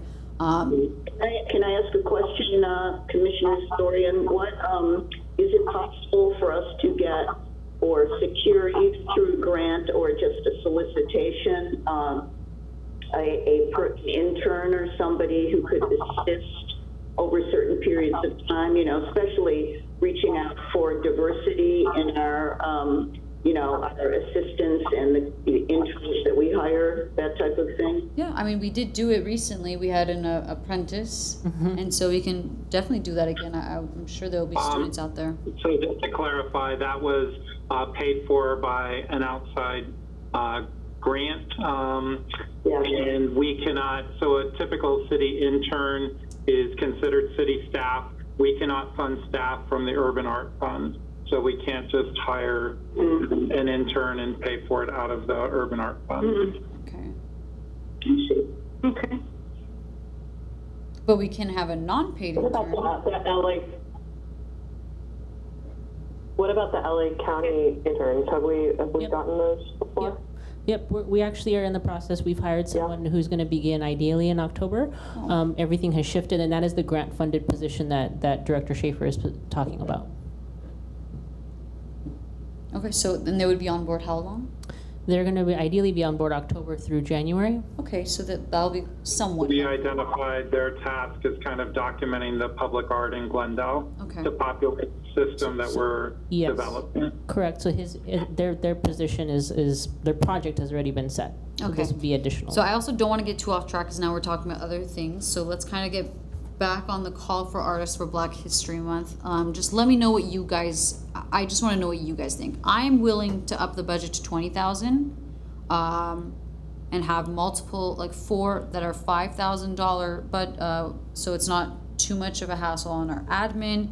I'm okay with whatever you guys recommend. So please let me know what you guys think, because as chair, I want to know what you think before moving forward. Yeah, I'm sorry. I gotta turn. Can I? Yes. I feel like Arlene's suggestion of having one project rather than a few smaller projects was valid. And if we've got things going on throughout the year, to plan a few of them for each culture, I think it's just going to be a lot of work. So I think to do one would be better. Okay, so stick to 10,000. Well, if it's one project, then I think 10,000 should be sufficient. Okay. Yeah, but I think we're looking for at the $5,000 level so that we have two projects. Well, that would be. Sorry, that would be up to the committee who is reviewing, and we can decide who's on a part of the committee. And of course, there will be 2 commissioners on board, so they would make the recommendation. I would propose upping the budget to 20,000 to 20,000 and upping the individual project budget to 5 to 10,000. And if there's discretion, it could be a $5,000 project or $10,000 project. And then I would expand the timeline so that they don't have to necessarily fall within Black History Month. Yes. Because I'm thinking about projects that may have a community engagement component. They may take longer, to implement, and to do that all within a month, or to have, more than one project like that within a month is going to far exceed the staff capacity. So I think having a period maybe of February through June where these projects could occur makes the most sense to me. I agree with that. Okay. Might I suggest that Commissioner Yank make a motion? Sure. I can read the motion. I can read the motion. Sure. I can read it, and you have so moved it, but I will read it. Hereby seconded that the Arts and Culture Commission approves the Black History Month call for artists as more particularly outlined by the Library Arts and Culture Administrator, pending edits received by, I'm going to say, let's look at the calendar here, September 24th, so that I can incorporate edits and ideally open them by October 1st. And then funding for the Black History Month call for artists in an amount not to exceed $20,000 from the 2019-2020 work plan. Was that accurate? Yes, and then also having the project budget allow projects up to 10,000. Okay. And launch between February and June 2021. Okay, perfect. Do we have a second? I'll second. Beautiful. That is Commissioner Vidor. We can have roll call. Roll call, Commissioner Yank. Yes. Vyar. Yes. Vidor. Yes. Vice Chair Tufenkian. Yes. Chairperson Zadorian. Yes. Okay. Agenda item 5D, report on the Be the Change Inclusion, Diversity, Equity, Anti-Racism 10-month series on cultural diversity and racism, cultural programming. Motion to note and file. And Director Schaefer, do you want to take the lead on this? Yes, I will. Thank you all. Previously, the Commission made a motion directing staff to plan and execute a cultural engagement program, recruiting authors, curators, historians, and the like. Staff have organized an online series to run through fiscal year end, Be the Change, Inclusion, Diversity, Equity, and Anti-Racism, spells IDEA. Quite proud of that. Sorry. The talks are slated to begin September 24th at 6:30 p.m. Jennifer actually talked about it at the top of this meeting. We are in touch with community members to get input on other speakers, but we do have our first speaker chosen and actually our second as well. And as Jennifer related, we are very fortunate to have our forthcoming author talk. It's Eric Nussbaum, who will be interviewed by author and newly confirmed, we're very excited about this, Los Angeles Times columnist Gustavo Arellano. This conversation will also honor Hispanic Latinx Heritage Month. The pair will discuss Mr. Nussbaum's new book, Stealing Home, Los Angeles, the Dodgers, and the Lives Caught in Between. The book tells the story of 3 Mexican-American communities that resided in Chavez Ravine and were displaced via eminent domain and other means to build Dodger Stadium. Registration for the free virtual event is available at glac.info/BeTheChange. Staff have been conducting intensive historical research to help inform the entire series.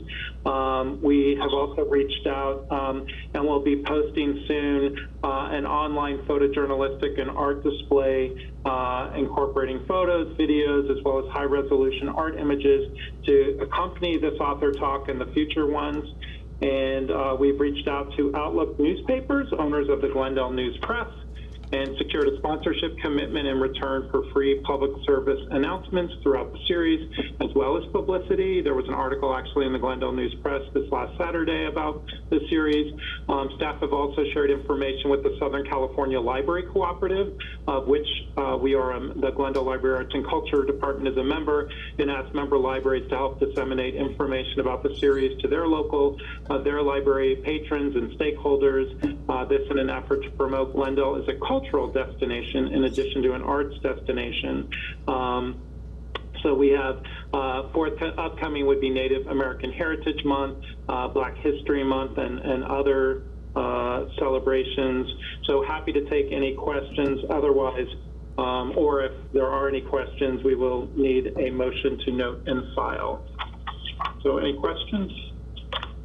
Yes, I have a question. Is the proposal that we have a Black focused arts panel when the arts come in, just to talk about active art? Is that included in change? Absolutely we can, and I would highly encourage that. So yes, it's not included in this report, but I think that you had mentioned that before. So apologies for not putting in the report, but I think that is, we have more than enough time to plan that, and I would like us to do that. So we can do that. Okay, thank you. You bet. Okay, do we have a motion to note and file? I think you're muted, Arlene. I'm sorry. I make a motion to note and file the report on Be the Change program. Second? I'll second that. Okay. Commissioners Yank? Yes. Vyar? Commissioner Vyar? Let's, Okay. Vidor? Yes. Vice Chair Tufenkian? Yes. Chairperson Zadorian? Yes. And then I'll circle back by Commissioner Vyar. Okay. We have the We have votes. You can just. Yeah, you have the quorum. And thank you all so very much. I hope you can join us again. That's next Thursday, a week from today, 6:30 p.m. If you've ever heard Gustavo Ariano, very entertaining gentleman. It should prove to be a very, very interesting program. So I hope you can join us. Thank you. Thank you. Thank you. Agenda item 6, discussion items A, 2019-20 work plan progress updates. 1, citywide arts, Beyond the Box mural art program application. So the mural art program, the Beyond the Box program application is currently open. I'm literally getting pings in my email right now from people who are submitting to the application, which is great. But the application closes tomorrow, September 18th at 5 o'clock. So if you have any additional artists or people who are interested in the opportunity, please let them know. And number 2, Measure S Support the Arts Grant Program. That application is currently open and will be open until September 30th at 5 p.m. But those are the updates that we have for discussion items. Am I okay to move to agenda item 7? Sure. Okay. Agenda item 7, commission staff comments. Commissioner Yang? I wanted to address the comments about the PPP loan Supporting the questions. arts. Yeah. Oh, yeah, go ahead. No. Can I say, so we actually, we can't discuss that. The good news is that also, because it's not agendized. However, that is actually really a council matter. So during the meeting, we've already communicated that to economic development. They're preparing a report for council, and it is my understanding that they will include that request. So that will be going to council. Good. But thank you for noting it. Okay. Then I guess we could instead just discuss with our council members. Yes. Okay. And of course, voice our opinions. Was that all for Commissioner Yang? Just to check this, is this where I can talk about things that we would like to future or make a comment about that? This is the time for that? Okay.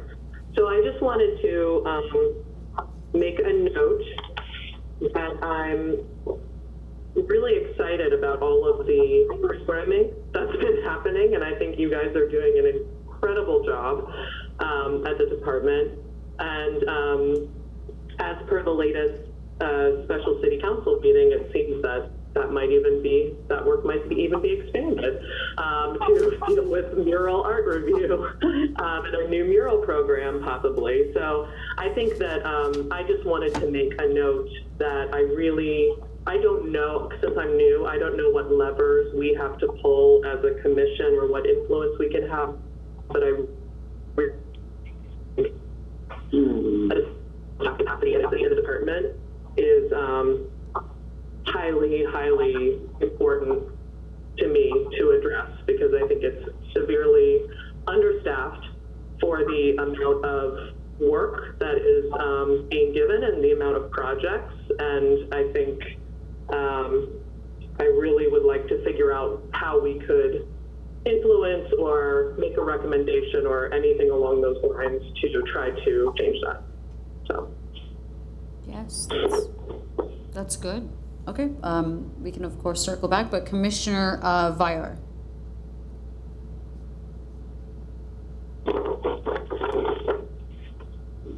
Are you still on the line? Okay, I'm going to go ahead and move forward. Commissioner Vidor? Yes, I had a similar comment. I really did. Am I on? Can you hear me? Yes. Okay. I just really wanted to thank and recognize Jennifer Fukutomi Jones, because she's doing such a wonderful job and so much hard work as we kind of plow forward with our arts program, and it's so exciting to see what's going on. But yes, much of this does weigh on her shoulders, and I know especially in this COVID era, she is having to work so intensively and take them and meet so many people's demands that her level of dedication and her output just has to be recognized. So thank you so much, Jennifer. I think we should take another look very closely at our urban art program plan, which, you know, it's nice every once in a while to go revisit that, because in the implementation grid, which was referred to during the special council meeting in which we discussed the mural ordinance, there are a number of things that were approved as part of that grid that have to do with the appropriate staffing of the department. And I think, you know, I don't know what the answer is, but it was understood that our administrator would be a full-time person, and that you know, depending on what happened and how much work there would be a need to expand. So I too would kind of second what Commissioner Yang say and move forward and try to address those things. So thank you, Jennifer, for all you do for us without you, and we hope we can make your life a little bit easier. Thank you so much. Thank you, Commissioner Vito. I really do appreciate that. Thank you. Thank you. Thank you. Vice Chair Tufenkian? I think I would have to second all of that. And I'm telling you, 2020 has been the year of canceling and postponing things, but the Arts Commission and especially Jennifer have just been plowing through everything and accomplishing huge things. So thank you, Jennifer, and I would second what Arlene said. So yes. Okay, thank you. Thank you. And of course, I agree with everybody, all comments, and I'm very happy that we'll be moving forward with our mural programs. And of course, as always, I recommend everyone please talk to their council members, always be on the same page, and communicate at all times so that things flow easily. Let them know what you want to see and let them tell you what they want. And so that is all for me. Great. Agenda item 8. Written communication. Jennifer, and you may have covered this earlier. I tried to go back to your presentation, but it's worth repeating. Brand 48 launched last Saturday. A great online exhibition. Please check it out. Using a great platform called Kunst Matrix, so you can view it, participate in it without leaving your home. So just FYI. Thank you. Thank you. Agenda item 8, written communications. I did send that in an email to the commissioners as acknowledgement that was a written communication that was received at artsandculture@glendaleca.gov. But I think if there's any other additional. Did you want to summarize it just so the public is aware? I don't know if we need to, Mr. Grant, I don't think we need to summarize it, but basically what happened is we received a COVID-19 memorial, a recommendation on behalf of the constituents of Glendale that was presented to the Arts and Culture Commission. Okay, that's great. Next item? 9 is adjournment. We're adjourned. Thank you, everybody. Great evening, everyone. Thank you. Thank you. Thank Hope you. to see you next Thursday night.